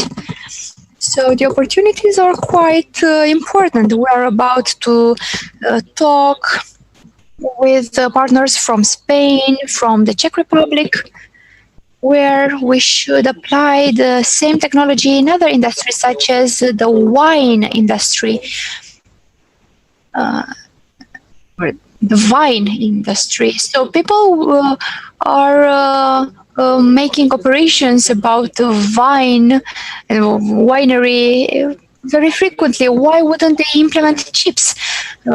This can be implemented very fast in a 3-month period, for instance. And about your previous question about digitalization, just a short remark. In 2012, when we started our business, the Romanian market was very reluctant to Romanian software companies. I don't know why. But over the last years, things have shifted. You see large company managers who are very visionary. We created extraordinary things with their help. And I saw foreign companies, international companies, which saw our products and said, wow, your products are amazing. We need to get our forces together with others and be stronger. Lady and gentlemen, we have 1 more minute. The first one who wants to speak will receive the floor. No one. Thank you so much for your intervention, for your contribution to this session. It's the beginning of a dialogue, because those are quite thorny issues and we need to get them into detail and we need to tackle them further on. And I promise we'll do it under Energynomics in various other settings. Thank you so much for participating, and let's hope you got useful information. Let's hope such information will also be conveyed to whoever wants to use it from the energy companies in Romania. We'll do all the best for that. Ladies and gentlemen, here we conclude the third session of today. We've got 20 seconds more. Thank you once again for the attendees, for you who were so interested in following us. There are a few dozens of persons who are listening to us. We've got 30 minutes of a break, and at 4 p.m. we'll be opening the fourth session, the one dedicated to regional development, regional cooperation, regional approach. Last year we went to Chișinău, so there was a series of events. In September we'll go to Brussels if everything goes smoothly. And our plans are directed towards other capitals such as Budapest and Sofia. So this is a regional approach as a topic for the fourth session today. We'll now take a break and get together at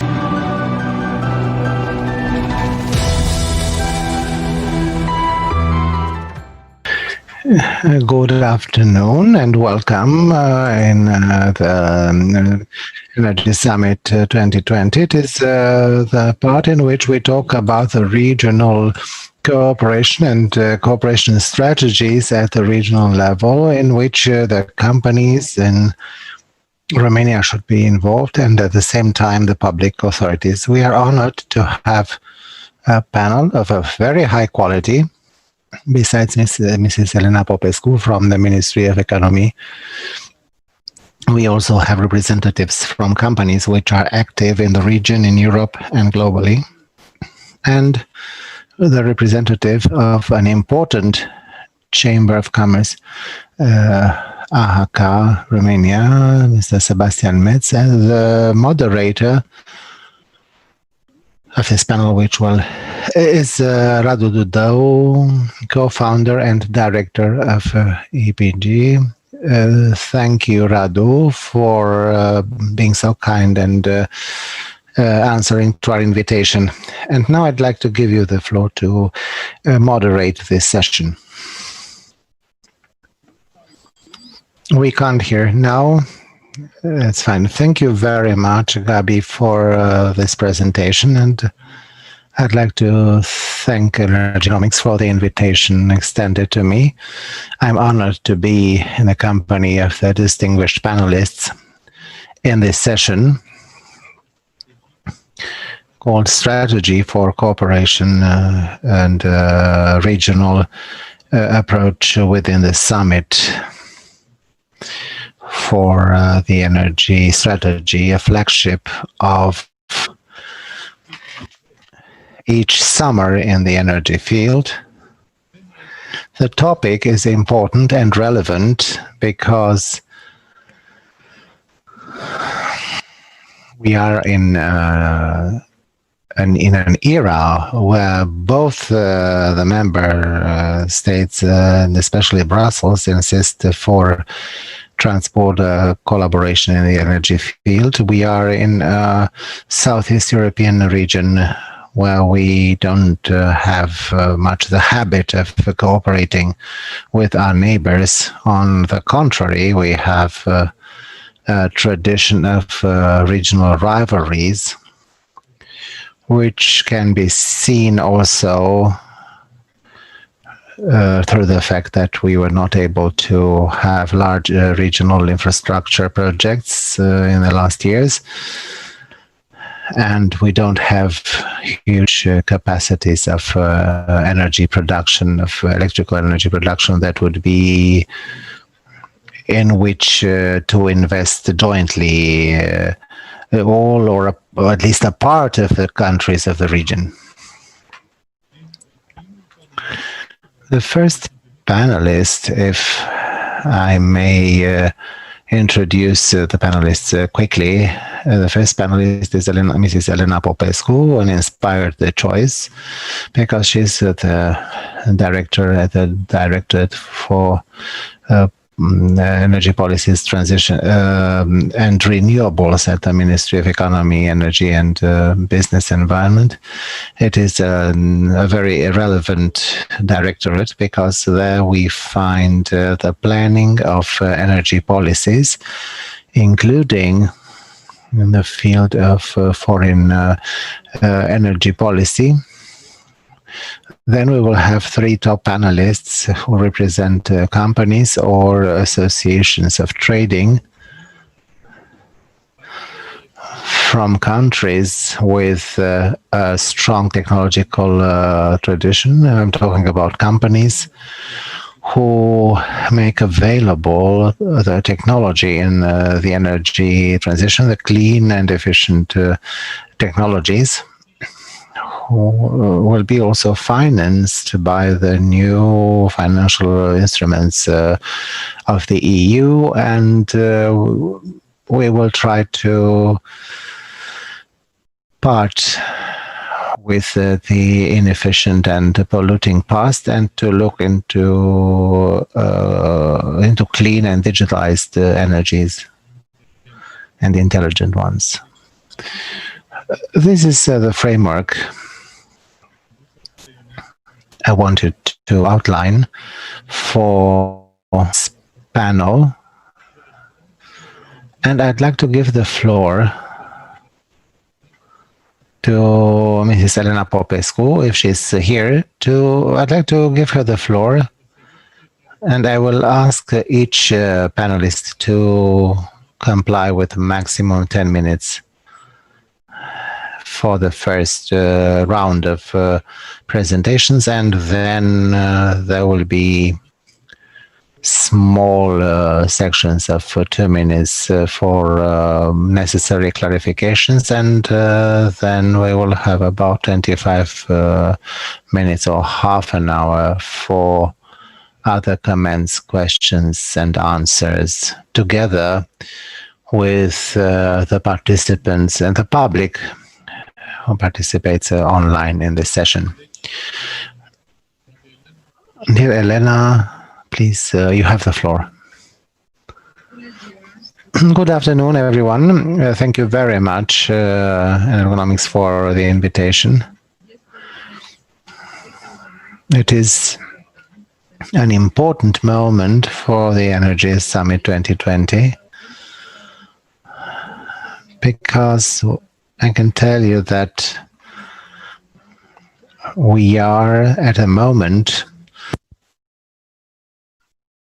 where we've accommodated the two documents, the Energy Strategy and the National Integrated Plan for Climate Change, meaning that having the national plan, the integrated plan with targets for renewables and decarbonization and so on, the text of the strategy that was evaluated last year had to be revised accordingly.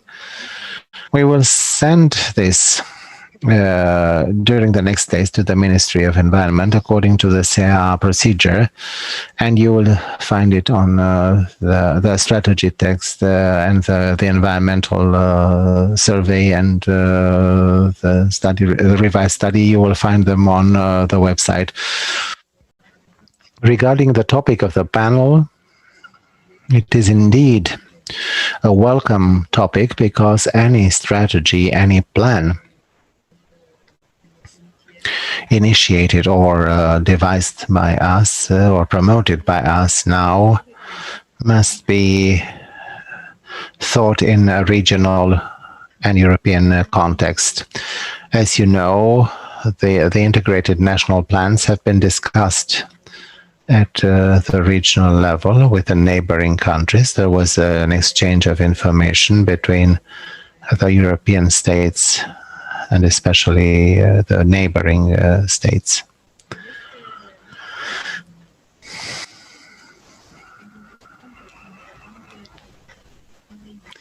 All the investments are important because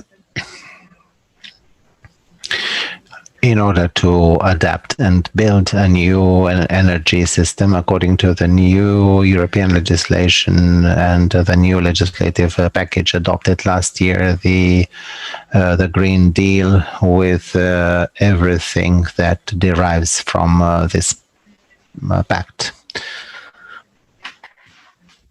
We have to adapt the entire energy system, the entire economy, to the new orientations. We know that the energy is a very dynamic field, but lately it became even more dynamic. Direction which we discussed 2 years ago became obsolete now, and we have to adapt to the new regulations and new orientations.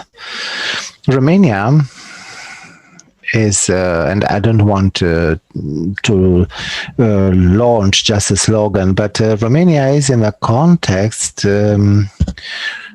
with the potential of having a role in the region. But for that to happen, we have to move quickly with investments that are necessary throughout the energy chain, from production. And if I speak about production, speak about quick shift as far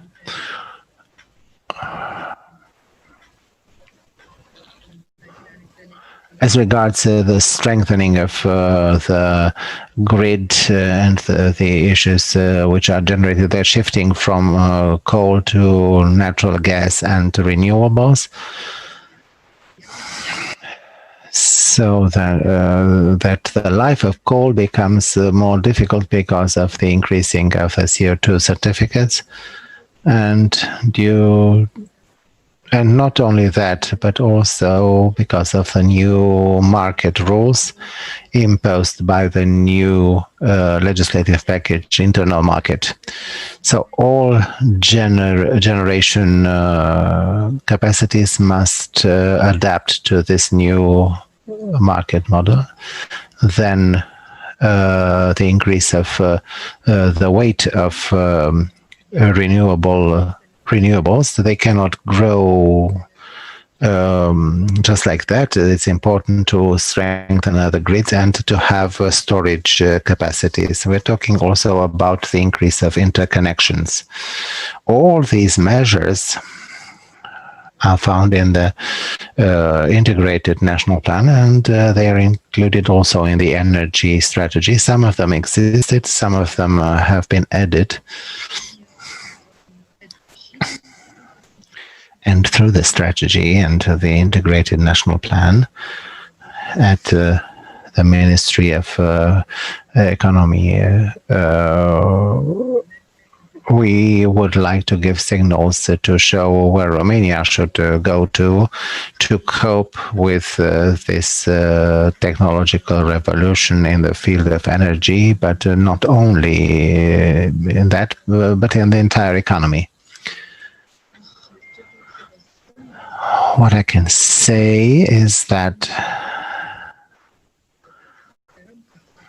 we hope that the revised energy strategy, as it was revised according to the conclusions of the environmental strategic evaluation, the SEA procedures, and the transborder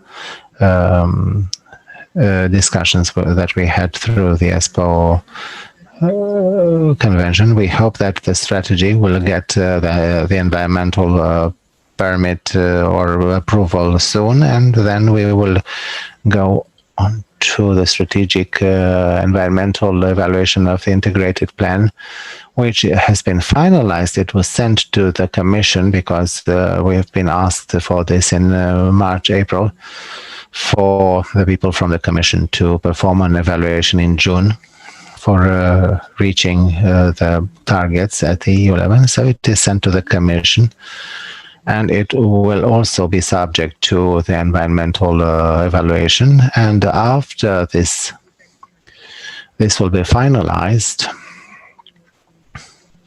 we will come back with the national plan adopted by the government.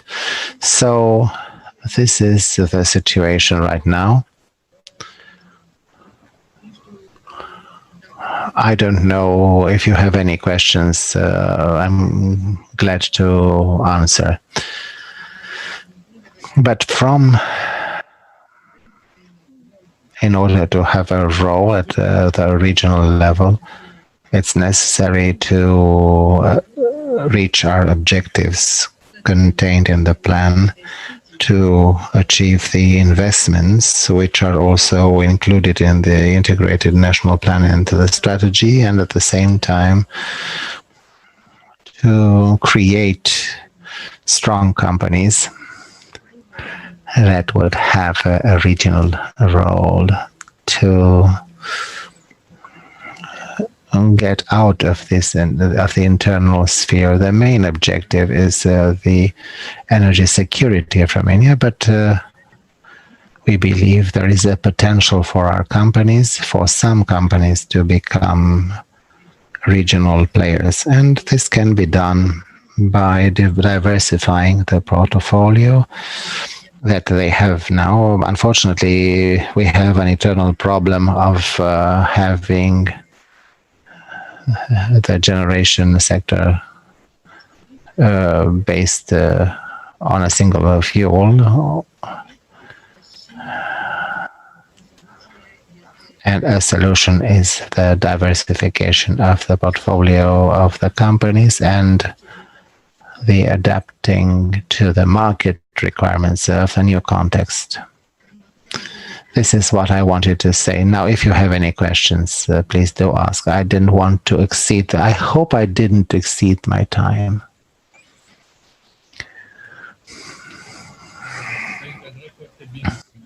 Well, you complied well with the time constraint. We have a short question from the public. Probably it's related to the integrated national plan, energy and climate change. The question is, what happens if the intermediate targets are not met? Probably there is an interest to know if there are any mechanisms of penalty, motivation, or other things. Yes, indeed. It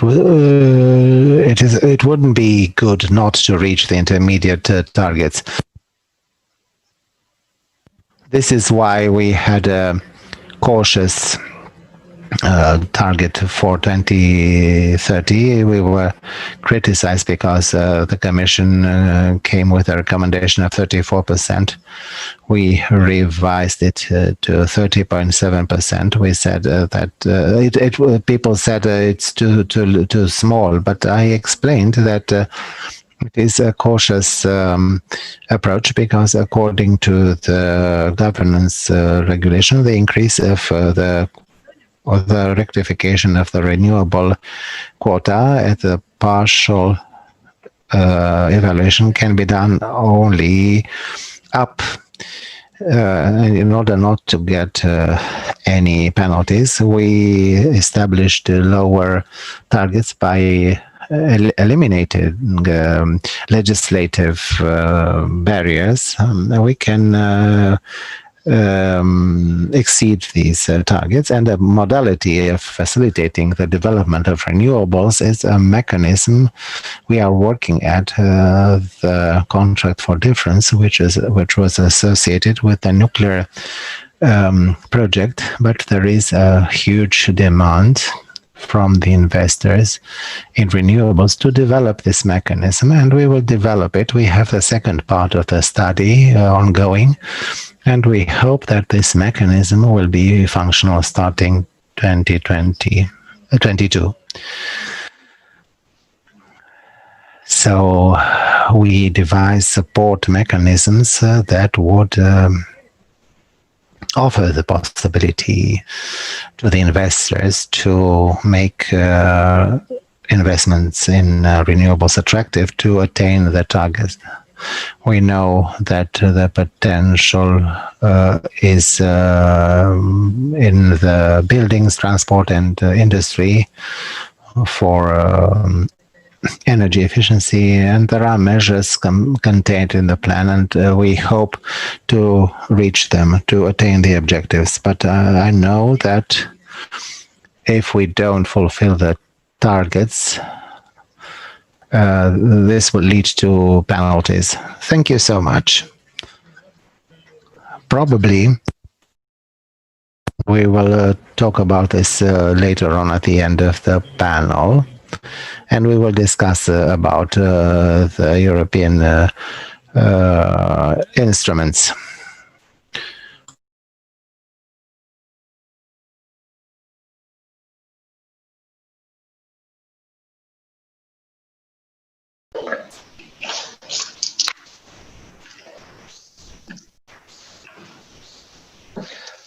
Yeah, good afternoon. Thank you very much for your introduction. My name is Martin. Can you hear me? Okay, thank you. My name is Masahiro Ogata, Managing Director of Kawasaki Gas Turbine Europe. We are located in Bad Homburg, Germany. This is next to Frankfurt. And we have a Romanian office. Then I have opportunity today. Thank you for this opportunity again. I'm very happy to present our presentation today because this regional approach is really fit to our strategy. Now we established the Romania office to expand our business to the East South Europe from Bucharest. And yes, today I want to show you our activities from Romania. First of all, maybe Kawasaki is not very popular still in Europe, and I have to explain what is Kawasaki. Maybe all of you know the Kawasaki is a motorcycle company. This is the most popular, I agree. But this is not only the product which Kawasaki produced. Kawasaki is originally the manufacturer of transporter, like ship.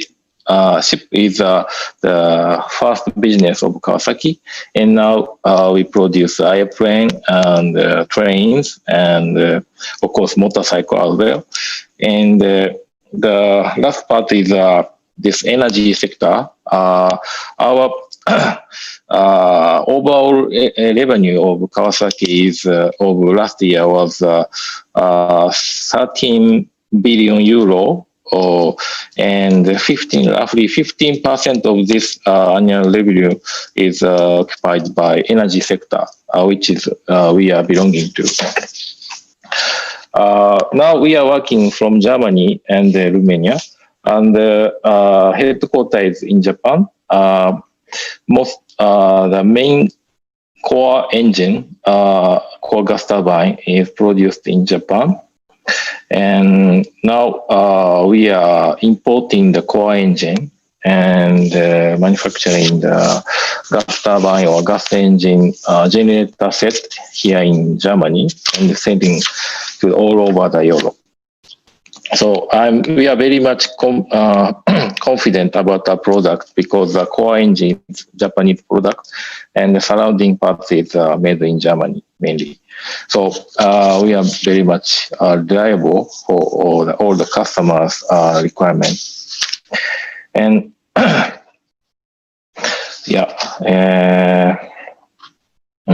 so there are two main offices outside of Japan to expand the energy business. One is in Germany and another is in Asian area. One is in Malaysia and Jakarta, also in Bangkok. And two regions, Europe and Asia, is the two main regions of Kawasaki energy business in worldwide. We, Kawasaki Gas Turbine Europe in Germany, started in 1998, means 22 years ago. And we started from a very small company, around 10 people, and now we are expanding the business. These days we have nearly 70 people, and already we have more than 90 installations in Europe. In the past, mainly our business was in Germany and the surrounding countries. But as I mentioned, our next market is Southeast Europe. So now we are very much eager to move and act in Romania.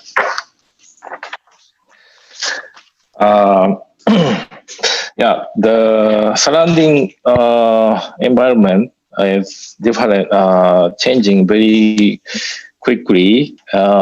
Now, of course, climate change is the biggest issue for everyone, and as a company handling such energy equipment is very important in this market.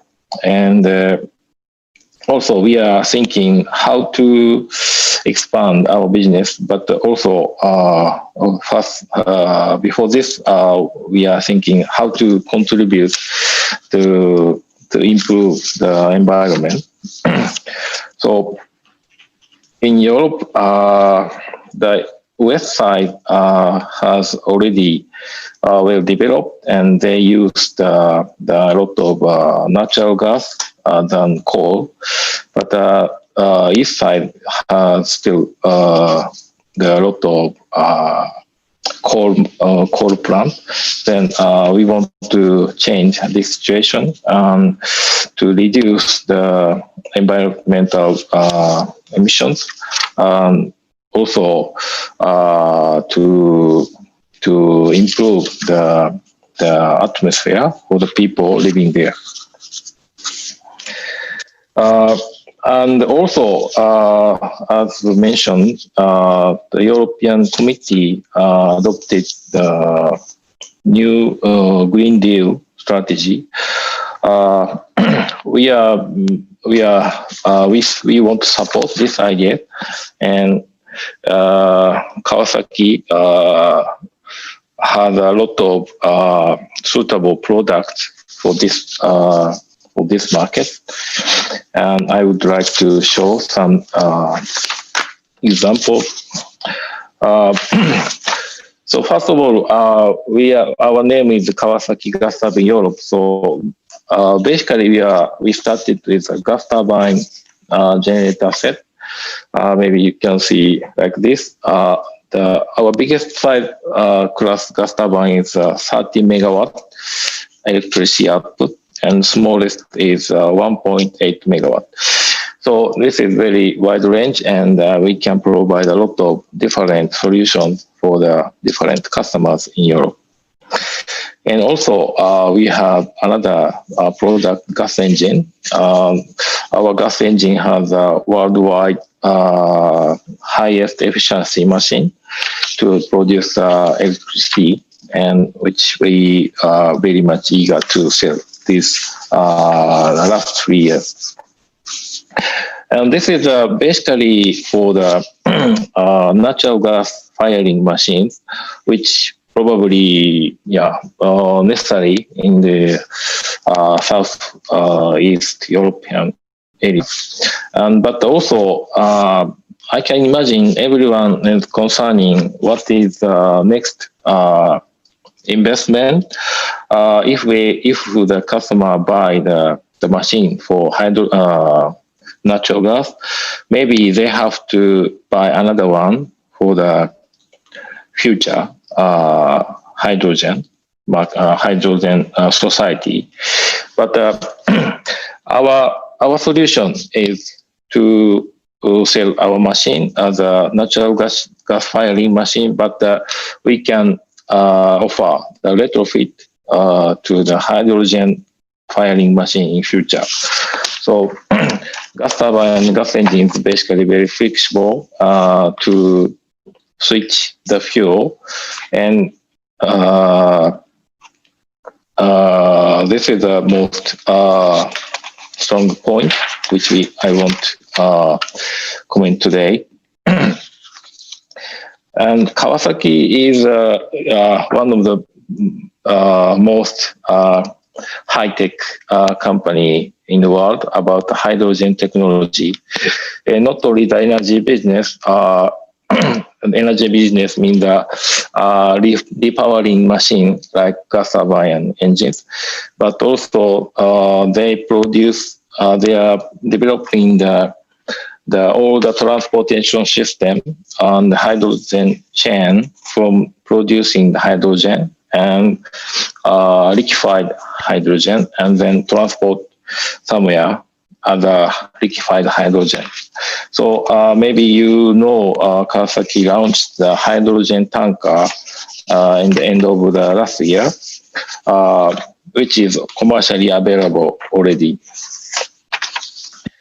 And And our strategy in this region, means the Southeast Europe, is to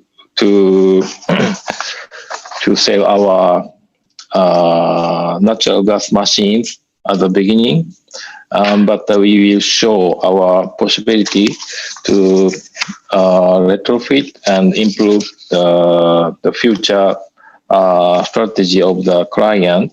And I think this is very much preferable, or I can say almost all the client, which is concerning the improvement of the energy. Yeah. Also, in this area, we will provide a financial solution, like in addition to the governmental subsidy, we have some option to offer the private fund or ESCO business to the client.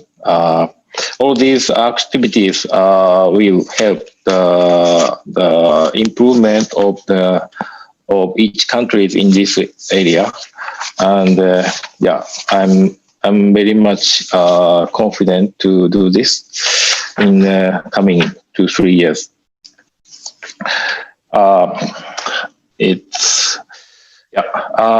That is my presentation from Kansai Gas Hub in Europe. Thank you for listening.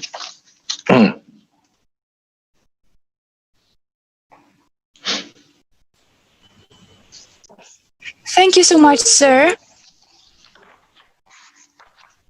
A brief question, Mr. Ogata, if you allow me, before passing to the next speaker. Yes. From a technological perspective, there are several international companies of an extensive reputation, and they all operate on turbine, gas, and hydrogen market. Do you have concrete projects in progress in Romania without telling us what it's all about? Will be in the hydrogen project or just a standard project? Gas turbine, first of all, or other related projects? Yes. Yeah, we are working many times in Romania, and hydrogen is not yet applied, but we have already 6 installation, and 3 of them are running properly, and yeah, we are offering the good maintenance service there. And hydrogen is the next discussion, but some customer in Romania has the hydrogen as a byproduct, and this customer requests us to burn the hydrogen in their gas turbine, and we are now under discussion with this customer.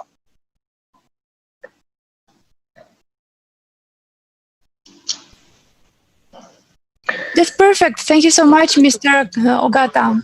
Welcome. Thank you. I'll now pass to the following panelist, Mr. Sebastian Metz, CEO and member of the board of the Chamber, Romanian and German Chamber of Commerce of Trade and Industry. Chamber, which includes several strong companies in the energetic sector with a technological component. So his background is very relevant for our discussion today. Mr. Metz, you've got the floor. Thank you very much, Radu. Thank you very much, Gabriel and Energynomics for organizing this great conference. I see also Petro Rucec in the picture. Hello to Siemens. Yes, it's a great pleasure actually to participate on this online conference. AHK Romania, the German-Romanian Chamber of Commerce, is a quite big organization with and represents actually the German footprint here in Romania. And it's not a secret that from the German perspective, the energy market here in Romania is crucial and very strategic in terms of in terms of business volume, but also in terms of the diversification, the diversity activities that we perform here on this market. The big companies, E.ON in the distribution and supply and of energy service. We have STEAG, PNE Wind, and several other wind companies, OMV Petrom, original from Austria, and the energy generation and production, and of course Bosch and Siemens in the field of energy efficiency and other energy-related products. And there are many other German companies who are very much involved here in Romania in the energy generation, renewable and conventional energy, but especially also in all the diverse fields of energy efficiency. So this is very important also for AHK Romania. We are an official German institution, and you know that the Green Deal, the green, let's say, the green conversion of Europe is crucial for the German government and for our country, and that's why also we support actually the green transition here in Romania, the green energy transition here in Romania. So we founded 10 years ago Econet Romania, which might be known to most of you. It's an online and offline platform. It's a green tech initiative of AHK Romania, and the field of energy is a very, very important field of activities, but it's not only related to energy. We are also very much involved in all the sustainable city development, or also in the field of sustainable construction and waste management and water treatment. So this is a little bit what we are doing. It's a team of 4 people who are working constantly in the green tech area, and as I said, energy in terms of German companies active here in Romania, also in terms of the activities of our chamber. This energy market here in Romania is crucial and is very important for us. What we would like to see, and what we saw already also in the past, is a growing interest in investing here in Romania.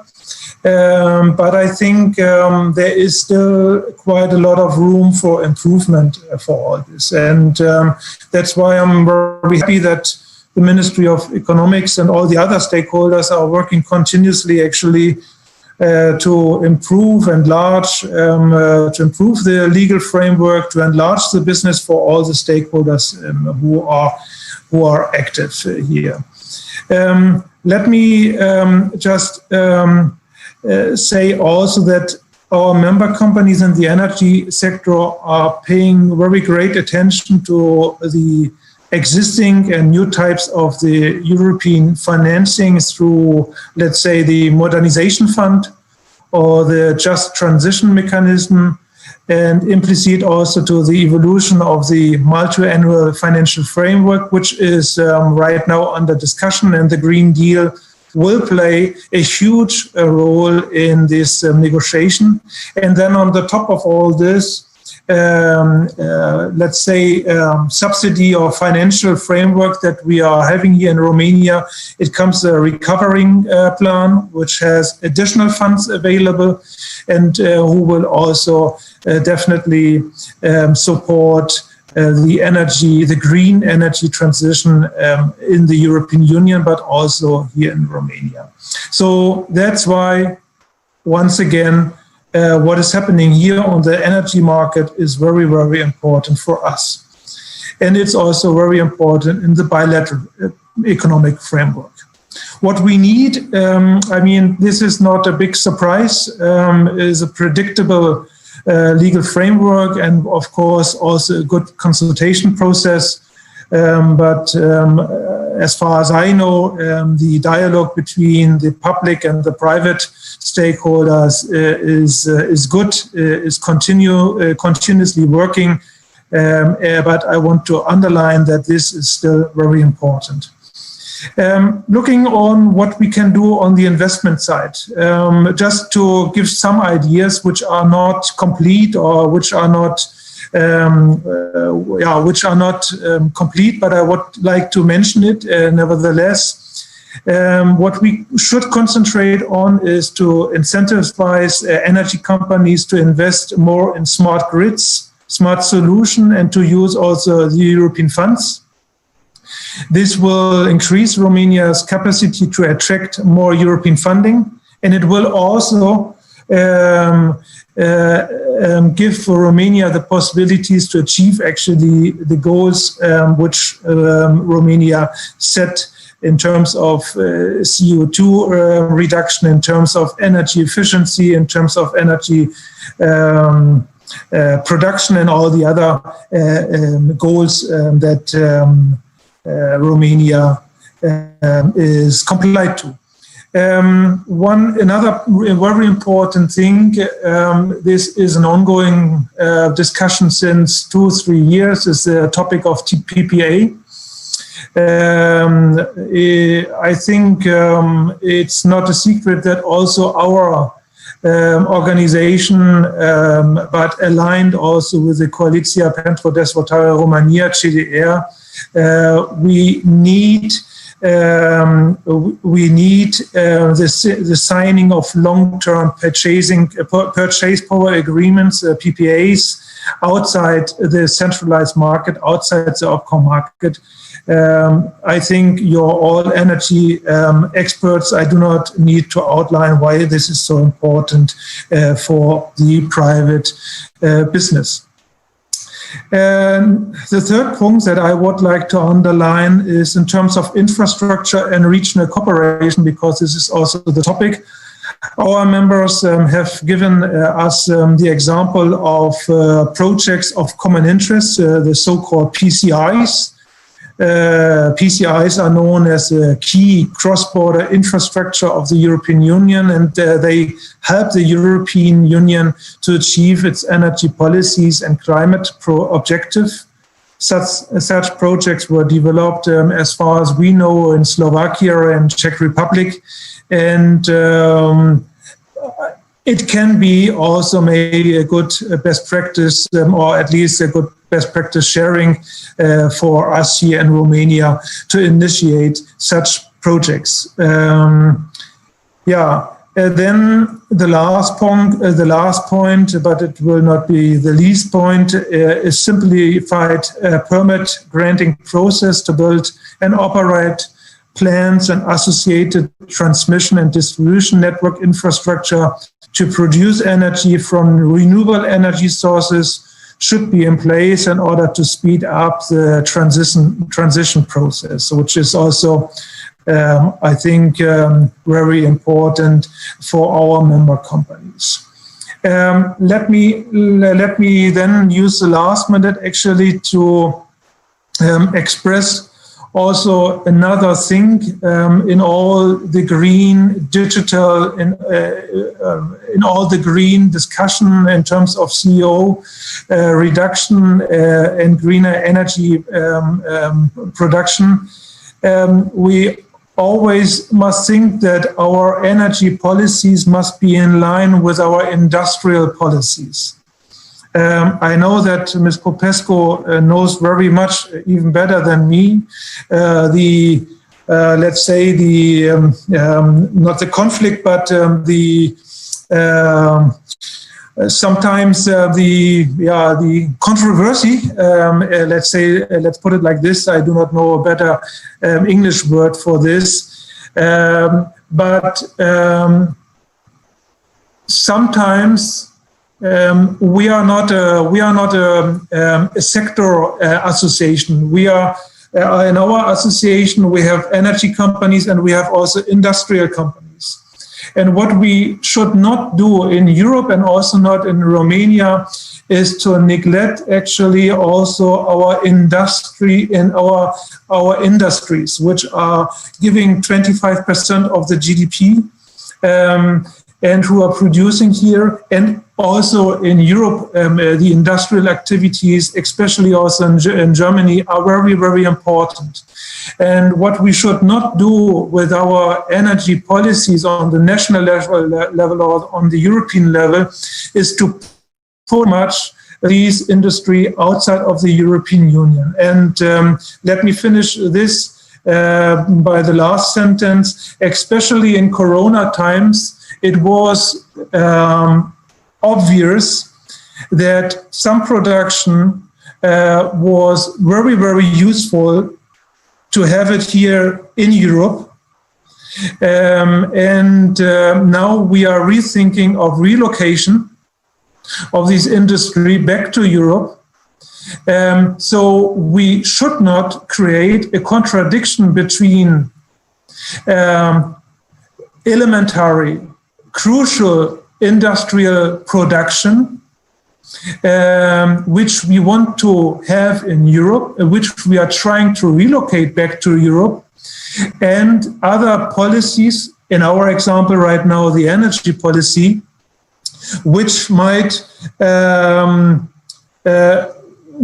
put it in a diplomatic phrase, which might make a signal that this industry should have the industrial activities outside the European Union. So we have to find a balance aspects of these two things. I know that this is very difficult, and I know also the Ministry of Economics is paying very much attention on this topic, but I would like to outline this once again here.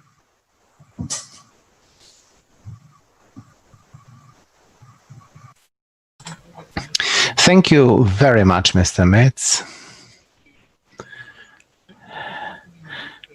I believe it was very good that you underlined the fact that our political decision makers must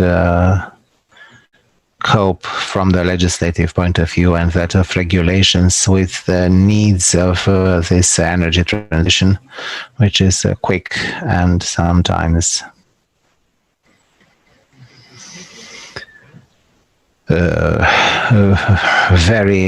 has to take place very quickly. You talked about the power purchase agreements and the way the PPAs and the way the Romanian Parliament has managed this shows that we still have to work in this field. Yes. And now I'd like to shift to the next speaker, Mr. Petru Roșeț from Siemens, Romania. Good afternoon. Thank you, Energynomics, for the invitation. I will take advantage from this occasion to greet Mr. Metz, Mrs. Popescu, and Mr. Radu Dudou, and the colleague from Kawasaki.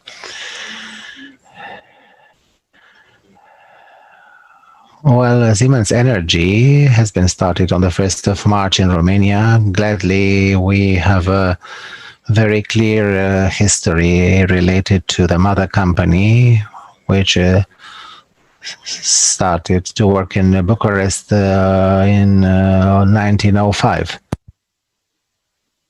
And regarding Siemens Energy, I should say that we will take over the entire portfolio on the technological transfer for Romania. We will become an entrepreneurial company, very much more flexible than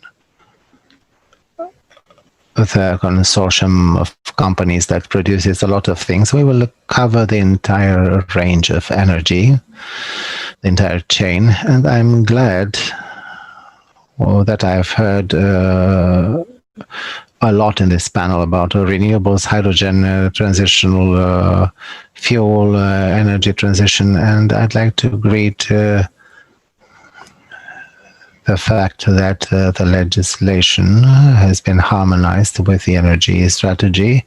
I understand that things are clear as objectives, and they have been submitted further on. This is good because the technological leap has been prepared by us for several years, and I hope that the moment these targets will be approved, the investment plans will be followed, and the technologies will be adopted immediately to achieve this technological leap. Siemens Energy has an annual budget of about 33 billion, income of 28.8 billion last year, and a total of 91,000 employees globally. Now, coming back to the topic of the panel, we have already acted regionally. The Romanian companies has projects that have been completed or which are ongoing, especially in Eastern and Southeastern Europe. But not only, we have projects also overseas. We cover the entire energy chain, so that I'm optimistic thinking about hydrogen and other storage solutions, considering that we are a company that installed such a storage system in Romania, and if we will have the necessary legislation, there will be more companies acting in this field in the next future. And I hope I will comply with the time constraint. I'd like to speak about the energy strategy. For sure, the energy strategy will give more security to the suppliers of equipment and materials in Romania. We have long-term strategy for the Romanian market, and I'm sure we can dedicate resources based on the volumes. If the investment plans are observed, the future, like Mr. Metz said, is quite good for our companies. At the same time, the predictability as regards the financing of the projects. Last week, I participated in a forum on the relaunching of the law of bilateral agreements. I think this is essential, and I believe that the generation part suffered quite a lot because of that, because it was not able to make to have bankable projects, and in this respect Siemens can help, and we are one of our partners if you need financing. But I'm sure that any project of this type must have ensured bankability. Now, this is what I wanted to tell you. Last but not least, we maintain our position of technological leaders, and we cover the almost the entire energy portfolio with technological solutions transferred in the shortest time to Romania. A relatively young team of managers that come from the energy field and who already have many projects in the energy chain. And I can assure you that our team will continue in Romania. We trust what is going on the market that is developing, and the projects that appear, and I'm sure that Romania will adopt the new technologies very quickly, and we make all efforts to perform the technological transfer under the best conditions. So this is what I wanted to tell you. Thank you. Thank you so much, Mr. Rușeț. I'd like to use this opportunity shortly to tell you that unfortunately Mrs. Elena Popescu has another emergency, a conference with the Commission. I'd like to thank her for her time and for the explanations. We will use another occasion for the questions. Thank you very much, Elena. Have a nice day. And we will continue since we are a bit late. It was a pleasure for me. I wish you success and thank you again for the invitation. And I wish you all the best, like I said. And if you have questions, you can send them to the ministry. Thank you. Goodbye. Have a nice day. Like I said, we are a bit late. We have another panelist, Mr. Gergevishan, head of Directorate of Energy Markets in Transelectrica, and I'd like to give him the floor. And then I hope we will have a few minutes for questions and answers, dialogue with the speakers. Good afternoon. Thank you for the invitation on my behalf and on behalf of Transelectrica. The topic is related to regional coordination, regional projects and market as far as I've seen, and I got prepared on this topic. Unfortunately, I was not from the beginning here. I was in the committee the entire day, and I can tell you that there were many discussions on this topic that we are discussing today, because one of our topics or of our goals is to have strong and interconnected grids as a precondition for a stable system in Europe and energies with a low carbon footprint.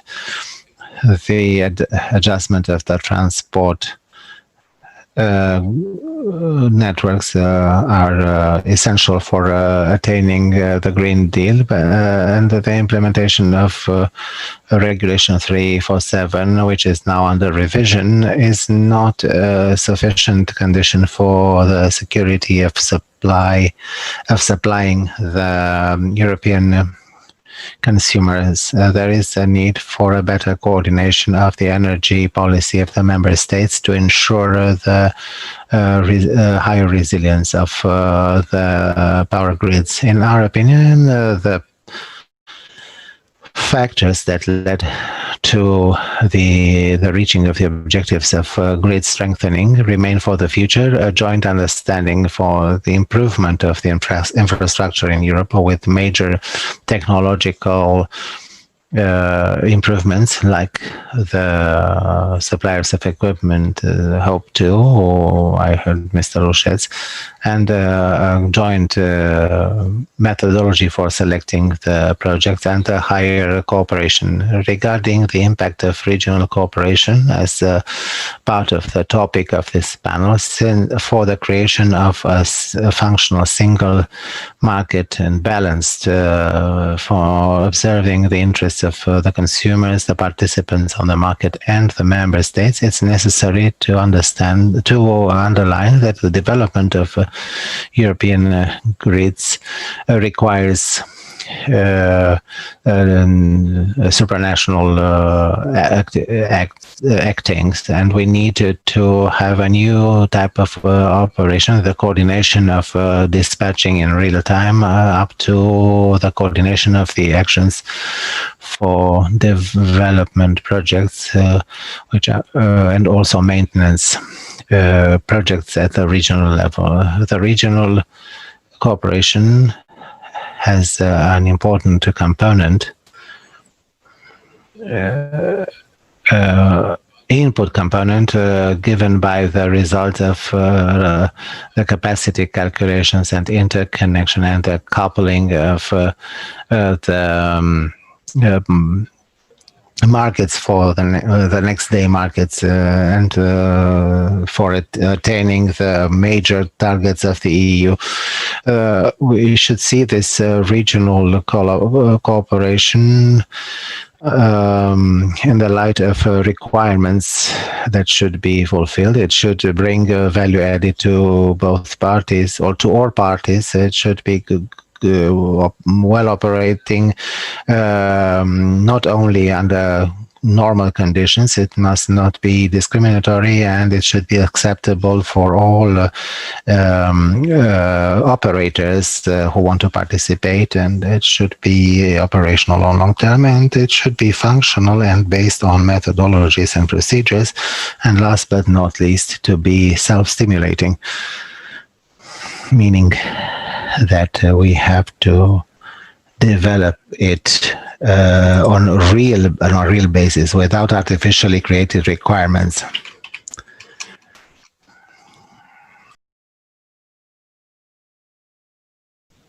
Regional coordination is more extensive than a bilateral one. Romania has got very well adapted at the European level for 2 security centers with charges of coordination with the East and the Western Europe. The 2 regional coordination centers in Munich and in Thessaloniki in Greece ensure the mutual understanding and ensure the consistent implementation at the regional level. And I'm sure you all know those capacities. Until June 2022, those security coordination centers will be turned into companies with an independent legal personality according to regulation entered into force recently. The operation network becomes operational with the coordination network in Belgrade.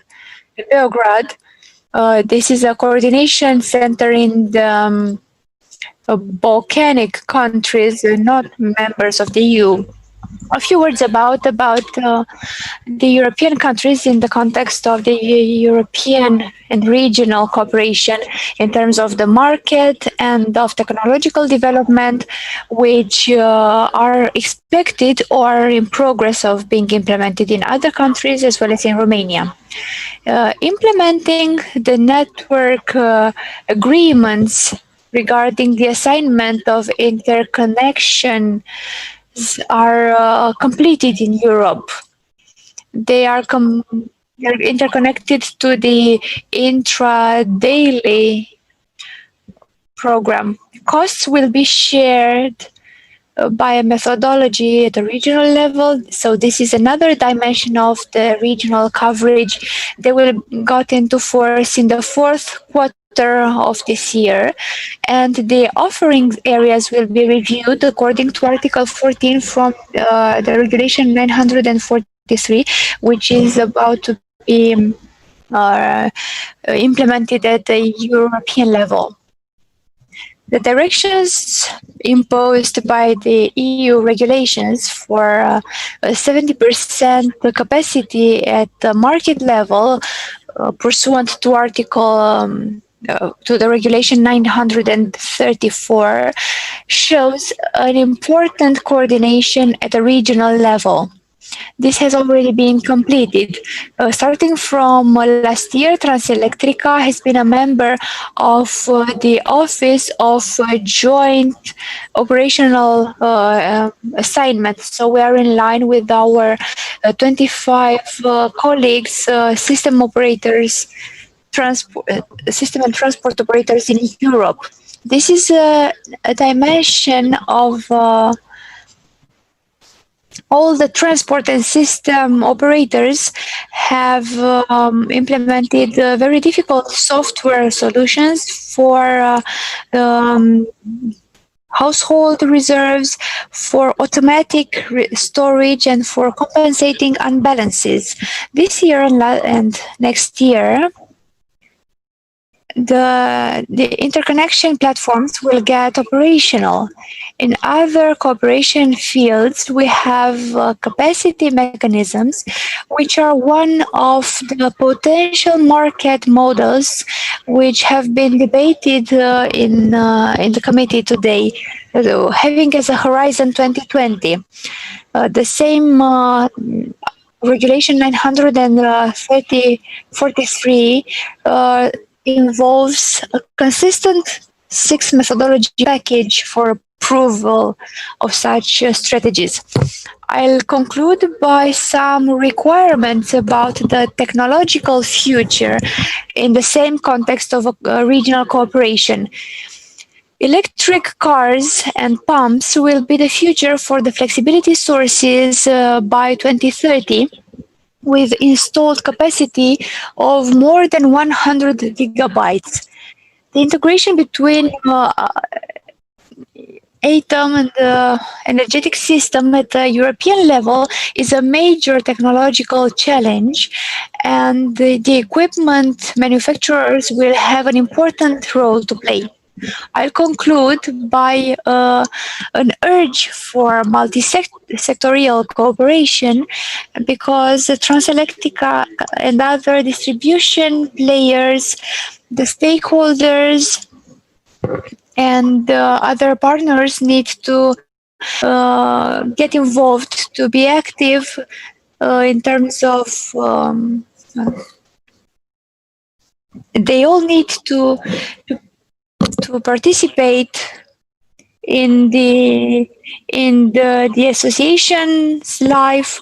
The manufacturers need to attend all the public consultations launched by the European Commission. This is quite an active moment in terms of legislation. I'd like to conclude by thanking you, and I'm ready for your questions. Thank you so much, Mr. Vishan. I thank all the panelists for their presentations. It's now high time to address some of the questions asked by the audience. We only have a few minutes left. I've got a first question prepared, which naturally goes to Mr. Vishan. Is there any interest for Transelectrica's capacity to support the ambition from the National Integrated Plan for Climate Change and Energy to change its target for 2030 in terms of renewables? It's mentioned 7 gigabytes of capacity based on wind and photovoltaic energy. How is the national energetic system prepared in terms of flexibility resources? You see, the flexibility resources, as I said earlier, are provided by the distributed production of electricity and by the following technological challenges which will occur and which are dealt with. I can notice 2 trends to answer your question. There are 2 thought trends. The 10-year development plan, which is a programmatic tool of the business of all the system and transport operators in Europe and Romania, not only Transelectrica. This will be approved according to the new regulation.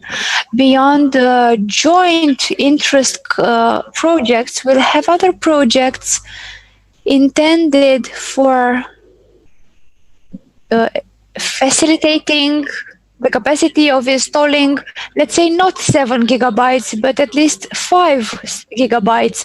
So the capacity to install such a large production capacity for renewable energy. And the operation method needs to be coordinated with the regions in which we are operating. So we've got 2 calculation regions, the core region and the southeastern region. Other operation regions have been created. Transelectrica and Romania are in the so-called European continental region. According to the decision, and which we accept, we are forced to cooperate with our operation center in Southeastern Europe, as long as we manage within the next 10 years, because this is the vision so far. So if we manage by 2030 to operate, to put into operation the infrastructures designed, if we dare to be more braver, we were talking about direct current highways, and it's just mandatory to have an electricity manufacturer, an electricity supplier provided by the European Commission. The Black Sea is not included in that strategy, and the market operators, the grid operators in Romania and other stakeholders need to get together so that we can be included, not necessarily for developments or for benefits of some EU funds, but to help develop Romania as such, to develop our companies, because by 2025 or 2028, many of the plants producing fossil fuels at the present need to be closed down. And I was talking today during the market committee that there are three proposals to rely on energy, only to rely on a strategic reserve and energy, and the third model based on the capacity markets and on the energy market. This is a good opportunity for us to integrate all these markets and to integrate renewable energies in a sustainable way. I cannot hear you. I was saying that you pointed at some vital elements. As far as the offshore wind potential of Romania, the think tank I am in charge of will have a national group. We want to have discussions in this think tank about the strategy. The European Commission is to be launched in October or no later than November. A strategy about the offshore perspectives of the European Union. So we'll then have a word to say, because we simply couldn't understand how we accepted to be left behind. We only reduced the discussion about offshore at some single point. I've got a question now to Mr. Petru Rușeț. You're a global technology and equipment and solution company. Yes, that's true. What are currently the hottest potential investment points in Romania? What are you looking at what industries? That's a good question. We've got an investment mainstream that everybody knows, that we are pursuing every single year, where we supply various projects depending on our position on the market. And for whatever is to come in the future, the wind projects started to be in fashion, and we are developing such projects. We provide our technical support for relicensing and for restarting wind projects. Such projects are our strategy line for the future.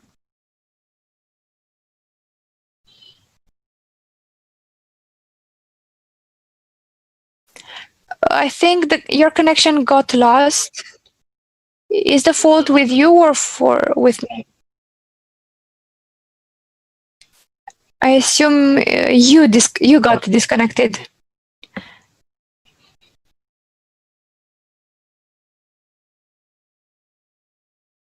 All right.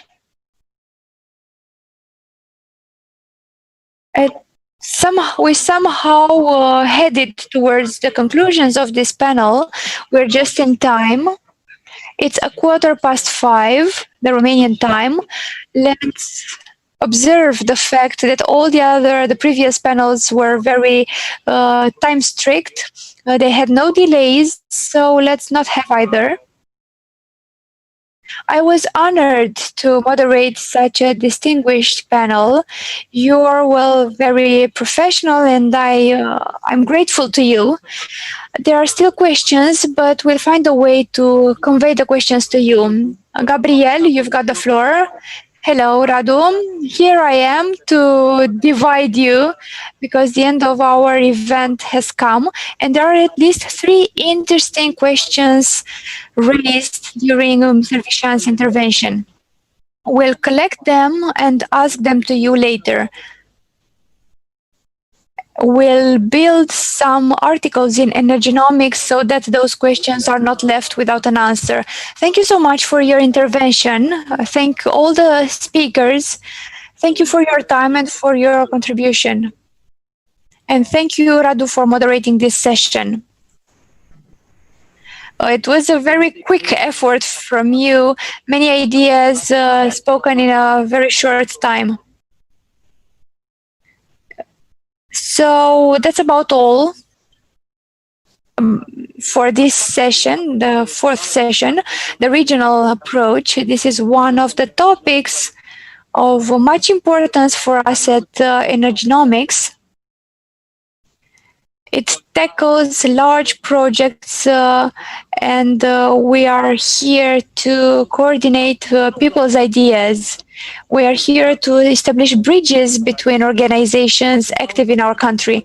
We'll now take a few minutes break and we get together at 5:30. We've got the final, the closing remarks, a one-to-one conversation between Her Excellency Mr. Richard Morningstar and Mr. Nicolae Havrilets, moderated by one of our most important experts, Mr. Binic from Entail, Romania. So let's get back at 5:30. Thank you. Bye-bye.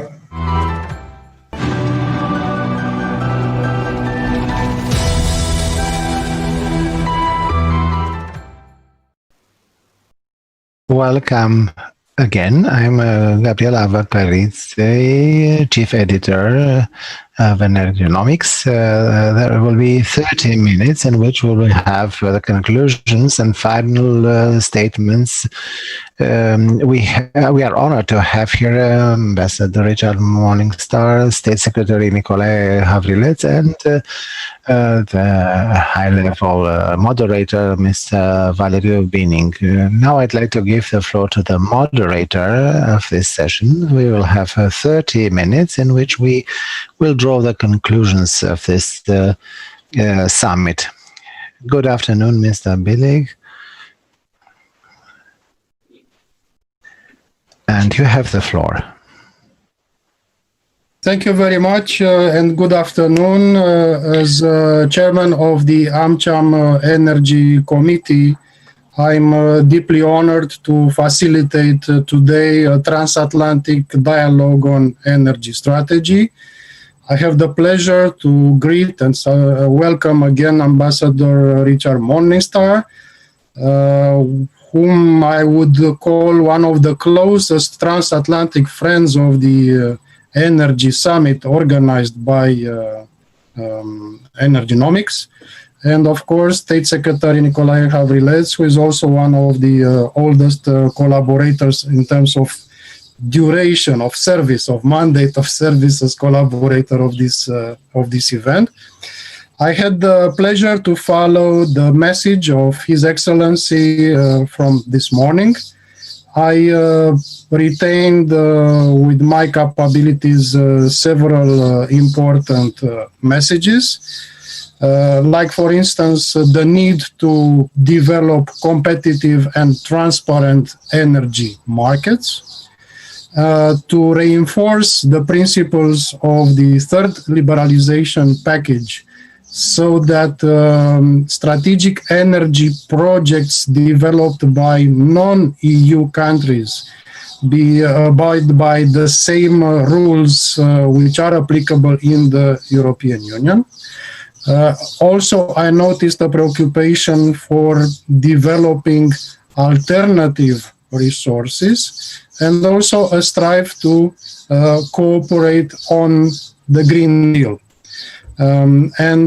Practically, those type of messages make us think more and more about the Black Sea coast, not only in the framework of the 3 Seas initiative, but also given the most recent preoccupation of the energy community from Romania with regard to the energy contribution of the Black Sea. And as we noticed most recently, it's not only about extracting gas, but it's also about developing a whole fully fledged offshore industry. And we will notice that Romania would not represent a critical mass alone for the development of such offshore industry, and regional cooperation is deeply needed. I will further on address one or two questions which came to my mind from the debates we had today. But firstly, I would kindly invite Ambassador Morningstar to elaborate further on his message with potential additional nuances with regard to this role of the US and of the transatlantic energy community in helping Romania and the EU region become an important and decisive player in the Black Sea region. So, Ambassador, thank you very much, and you have the floor for the first comments. Thank you. Thank you, Mr. Benig. And I'll try not to, you really hit a lot of the high points, and then for those who saw the video this morning, I'll try not to be too repetitive. First of all, I do want to greet all of my friends in Romania. I want to thank Verenia Radu. I want to thank Gabriel for inviting me to participate today. Also, I want to send greetings to Alex Serban, who's our representative, Atlantic Council representative, and also, of course, my very good friend, Nicolae Havrelet, the state secretary of energy in Romania. To briefly try to briefly summarize and give you the high points. One, I would emphasize, I think Romania has a critical role to play in transatlantic energy cooperation, because it really is in a very strategic location. Being on the Black Sea coast, being in a position to transit other energy resources such as LNG, potentially Eastern Mediterranean gas, Caspian gas, all into Central and Eastern Europe, I think puts Romania in a very, very important place. Romania has also played a very pivotal role in the 3 Seas initiative, including its investment, its investment in the 3 Seas investment fund. I'll talk a little more about that later. I do think that we have to recognize that there are challenges. The EU has shifted emphasis away from gas infrastructure. I'll talk a little bit about that. I think the Turk Stream pipeline presents competitive problems, potentially in Central and Eastern Europe. And you mentioned, Mr. Benig, the need to implement the third energy package. We need to make sure that Turk Stream complies with the third energy package. I think there's still uncertainty with respect to development in the Black Sea. And finally, the elephant in the room is the COVID pandemic and what effect that will have on energy investment over the next few years, because I think it could have could be a very significant factor. I do think that it's really important that the U.S. and EU, including Romania, cooperate to further develop competitive and transparent markets in Central and Eastern Europe, as you mentioned, Mr. Benning. And I think it's going to be important that we work together to develop infrastructure through the 3 Cs initiative, and to develop the alternative sources that have already been mentioned. And the other thing I think that is a little bit different now, and that it is important, is that the United States now has money to invest, the government money to invest in Central and Eastern Europe. Our new U.S. Development Finance Corporation has been appropriated $1 billion to invest in Central and Eastern Europe. And that $1 billion can be leveraged because some of it can be used, for example, for project finance guarantees, where guarantees are made, the money isn't handed out. And so that $1 billion can be stretched a lot further. I think that Romania should be commended. I want to mention the interconnection to Moldova, which I think is very important and relieves Moldova potentially of independence on Russia. I think Romania has to work to overcome whatever obstacles there are on the Drua pipeline, and particularly the Romania-Hungary interconnection, and needs to resolve all the issues that will ensure that Black Sea investment is favorable and is encouraged. You mentioned the Green Deal. Let me make a very few points with respect to that. I think it really is important that the United States, the EU, Romania cooperate on the European Green Deal. I think it's important to recognize that reaching climate goals and reaching climate neutrality is actually critically related to energy security, because the more the use of green technologies, that increases the energy resources and reduces dependence ultimately on dominant suppliers such as Russia. And I think the EU recognizes the necessary balance that, yes, we need to reach climate neutrality by 2050, but at the same time, it's necessary to ensure a reliable, affordable, consistent supply of energy. One way to get there is for the United States and the EU, including obviously Romania, work together to develop new technologies, new green technologies that can include hydrogen, that can include carbon capture, battery storage, new nuclear technologies, which I don't think we should ignore, as well as working on artificial intelligence, digitalization, and other technologies. So I do want to emphasize that with the right policies and with strong transatlantic energy cooperation, Romania can play a critical role as a regional leader on energy reforms, and will be a leader in increasing overall European energy security. So let me leave it at that, but I would consider those the highlights from my original video and amplifying what the comments that you made, Mr. Benning. Many thanks, Your Excellency. I will come back with some questions. First, I would like to kindly invite State Secretary Havrilets to describe the latest evolutions from the point of view of the Romanian government with regard to the objective of developing competitive and transparent energy markets. to my understanding, there are some achievements that the Ministry of Economy, Energy, and Environmental Business and Business Environment can be proud of. So, without further ado, State Secretary, we listen to you at this moment. Many thanks. At first, let me to express my very high concern for Mr. Ambassador. I'm very happy to have you here, Mr. Ambassador, to see you as we have a very, very important history in Romania energy is direct from me. I try to call you direct. I can't quite turn off the telephone, unfortunately, but I hang it up very quickly if it rings. Yes, sorry, Ambassador.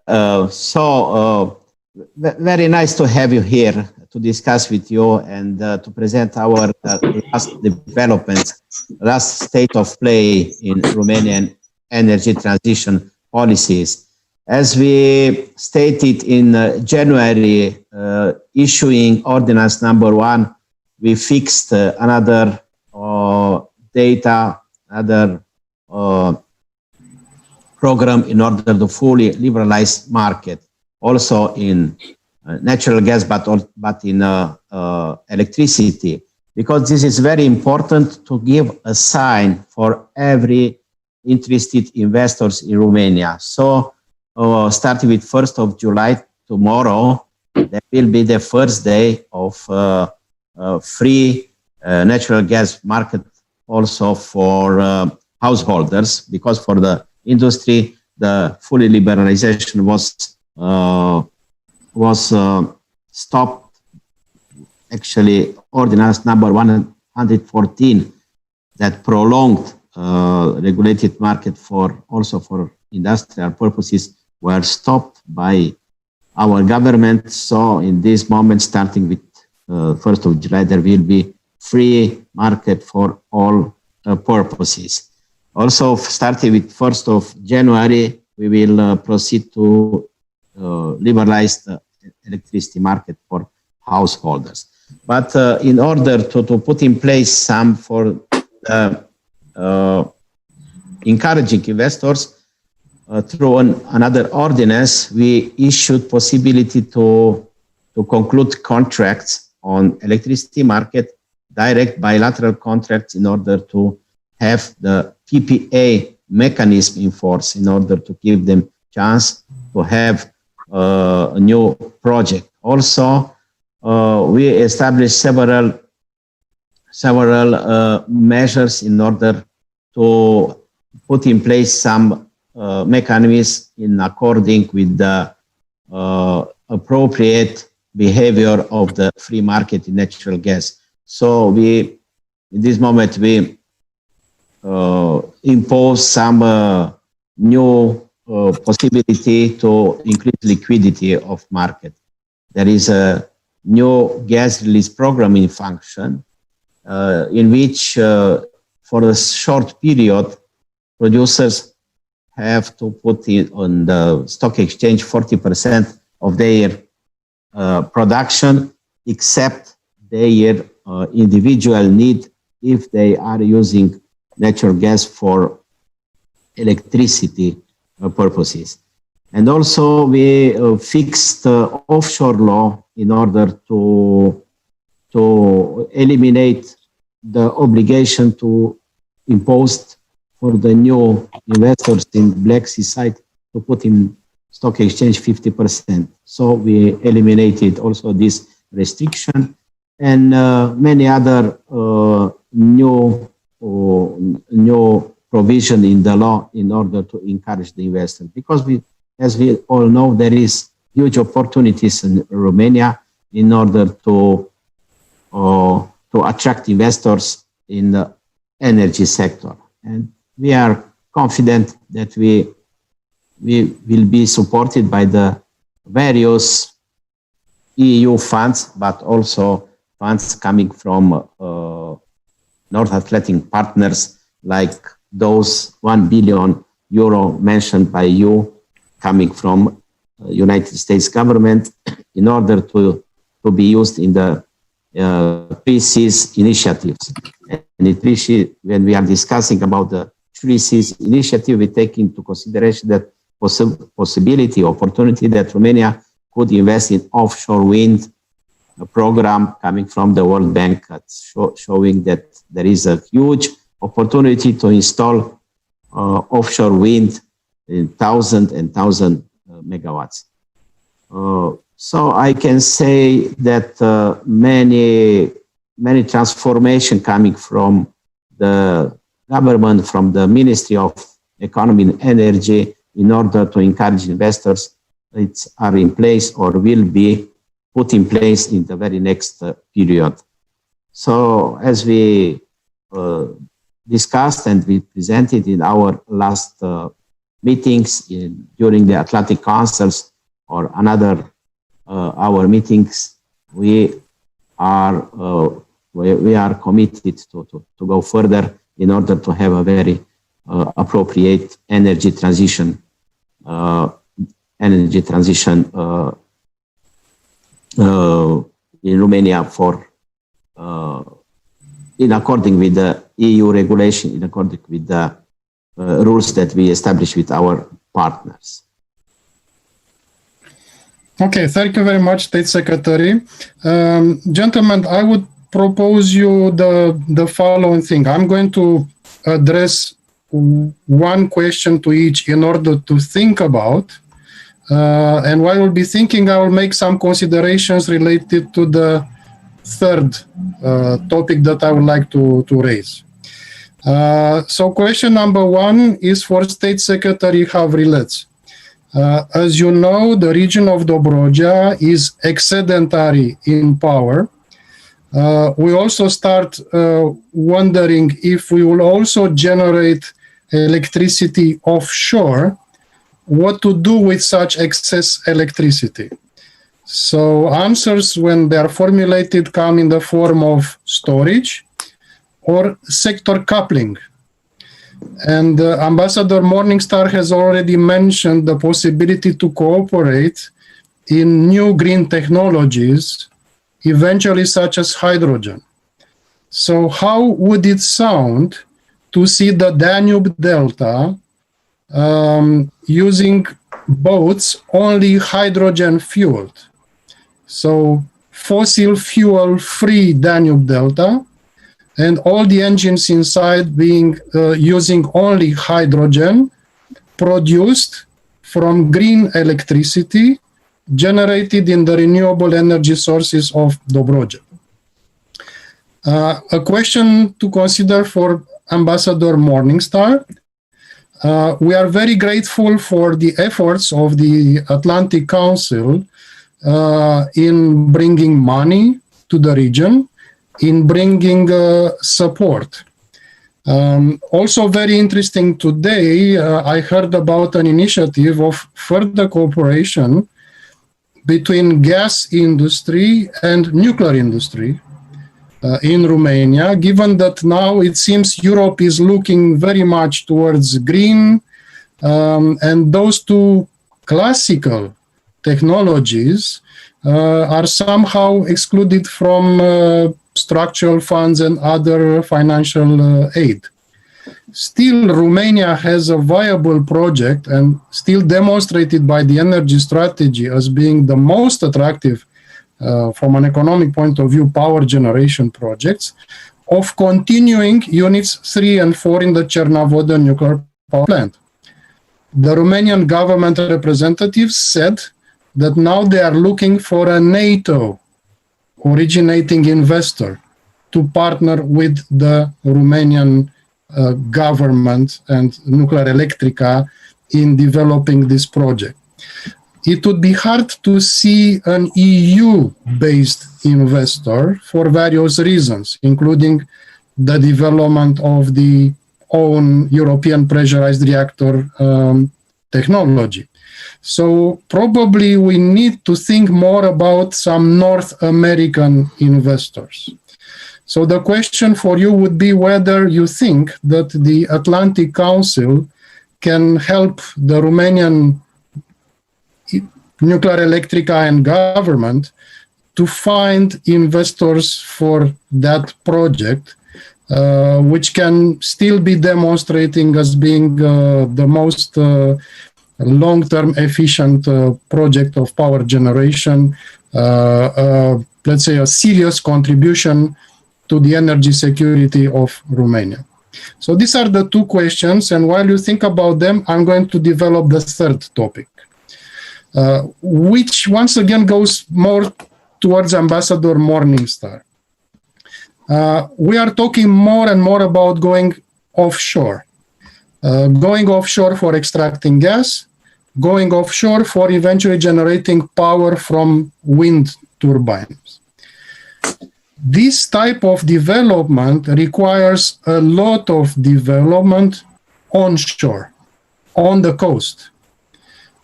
We need vessels to be able to reach various objectives.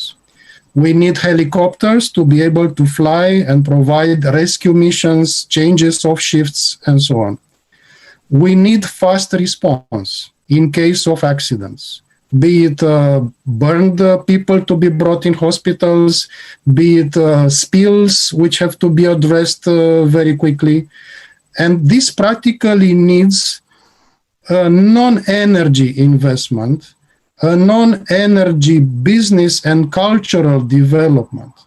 I would give you one example. When the Macondo accident happened, the US legislative framework was very efficient to protect communities, to help identifying who is to be blamed and who is to be liable and accountable for what happened there. So Romania needs the same development in all the fields. Romania needs new professions, crane operators offshore, on-board medics, welders, deep divers, and all sort of professions which are typical for such type of offshore industry. And this is not necessarily something to be invested in by the investors in the wells or turbines, but this is something to be found there, to be already friendly for those investors, to determine them to put their money there. Authorities need to be trained. Authorities need to understand what is the sequence of intervention, what is the sequence of approval, what happens in case an event occurs and develops, and so on. So it's a lot of know-how which might be needed to be transferred from a more advanced country like the US towards Romania. So now here comes the question to Ambassador Morningstar.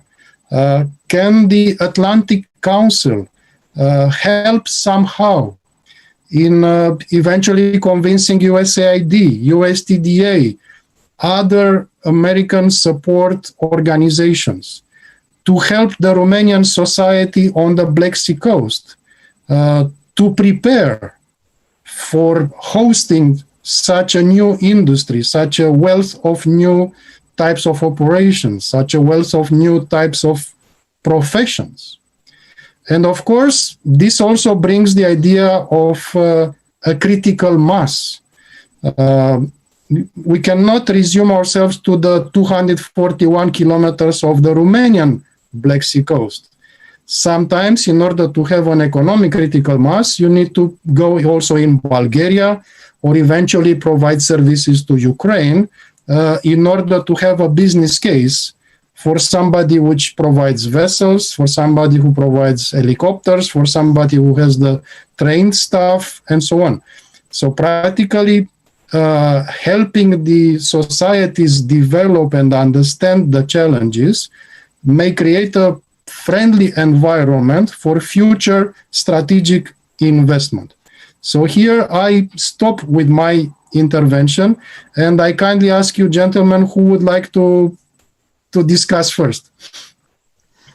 I want to present very shortly the situation in the Dobroja area. in order to take the new electricity coming from the future wind, offshore wind, the Romanian transmission system operator in this moment, and also in the last 2 or 3 years, has in place many investments in order to take the new electricity coming from the offshore.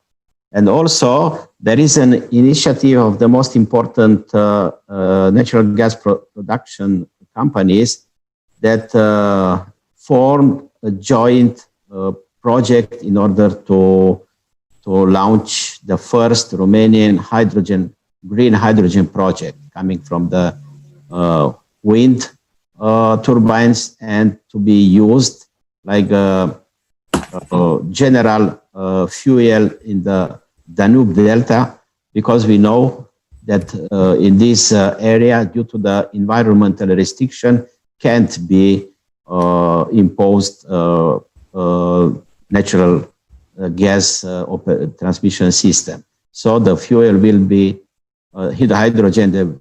This will be the future fuel in Danube Delta. They are also possibility to obtain support for environmental purposes. This is my response. Okay, thank you. Ambassador, your turn. Thank you. I'll address, I think, the 3 points that you made. I'm really not an expert on hydrogen technology. I think the idea of using the Danube Delta for floating hydrogen facilities is an interesting one. I would defer to my good friend Nikolai as to his responses with respect to that. But I think it's certainly something that is worth looking into. I'll say a little more about the nuclear aspect. We issued a report about a month ago on transatlantic energy cooperation and why that and how that's necessary. We really took, I think, a fairly bold approach on nuclear. We believe that since nuclear has zero emissions, that it is naive and a mistake not to look at the value of nuclear technologies, and particularly doubling down on research and development of new nuclear technologies like small modular reactors. It's a difficult issue in Europe, but my friends in Brussels basically say that at the end of the day, use of nuclear is up to the individual countries involved. So that if Romania wants to move forward, I think it should, and I think it could be hugely valuable in reducing emissions. As far as Western companies, there are Western companies in North America who are dealing with existing nuclear facilities and could conceivably work with Romania. And, you know, that's something that, if necessary, I mean, we could make some introductions. But I think that the Romanian officials know who to deal with. And I think that's something to pursue. But I also think that it is very important to work on new, safe nuclear technologies. I don't think we can achieve climate goals without nuclear being part of the mix. And we also have to recognize that to the extent nuclear replaces other technologies such as coal, the cost of externalities, the cost of coal generation, sometimes it is huge, and some from a health standpoint and the like, and has not been measured very well. So I'm a supporter of at least pursuing safe nuclear technology.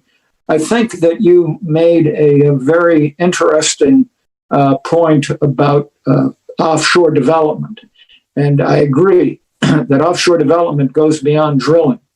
how to manage that offshore development, how to deal with crisis management and other issues is extremely important. As luck would have it, in just about an hour, I have a telephone conference with AID who wants to talk to us about a new program with respect to energy development, which could include, I believe, Central and Eastern Europe. I'll find out when I talk to them. But your point is important, and it's one of the things that I will bring up during that conversation. TDA, the Trade Development Agency, is another possibility. And the other thing is, I would not exclude the private sector. Major companies that could yet be involved in the Black Sea. They know a company that does a lot of drilling, for example. They know what the offshore issues are, and they could also help very much. Thank you very much, Ambassador. My point was related to timing. So I was afraid that we should not firstly allow investors to build their business case waiting for legislative clarifications and so on, and only afterwards discovering that there is some investment to be made in new professions in Constanța.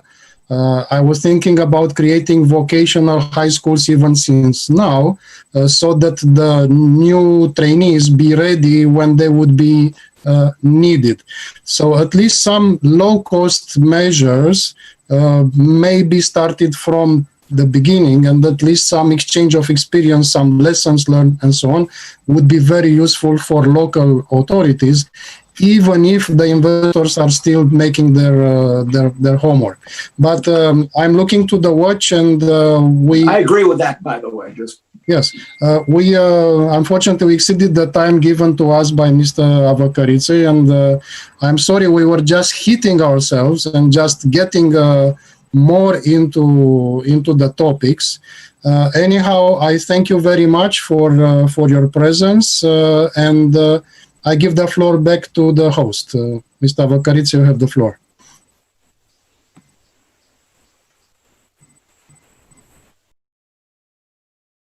Thank you so much, Mr. Binning, for having moderated this conversation.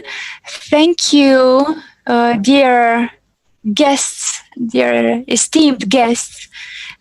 You've been with us for the end of this summit. That's true, we've got a few minutes of delay, but Mr. Binning's ideas were very interesting, and they stand chances to get roots in the spirit of those, in the attendees' spirit. So thank you very much, ladies and gentlemen.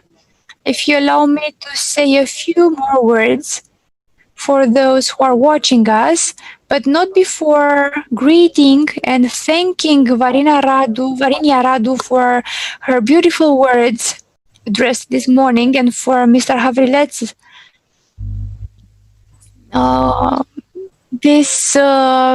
This makes us happy and even more responsible. Just a few words at the end of this day. It has certainly been a long day. All the editions have been like that. But we were a little bit nervous today because of potential technical issues which could have arisen. I cannot but greet the free market from the communication companies in the 90s, which have now become very strong telecommunication companies. I thank our partners, which are many of them, and high quality partners who enabled this summit to occur. They have all supported to prepare and to smoothly run this 6th edition of the Energy Summit. Thank you, the media partners and the journalists who will write specialized articles regarding our topics today. I'll not draw any conclusion, but we'll start working tomorrow to have an official report about this summit, a written report, including all the ideas which will be brought on the decision makers table. So, thank you so much. And I thank my colleagues, the team who has helped this conference to work smoothly. There are a few words I need to address to the team from AB Translations who were with us by the end of this event. I'm sure you appreciated their services. Let's see together in a few weeks' time. And thank you very much by attending this meeting. Let's see what will happen next. Have a nice day.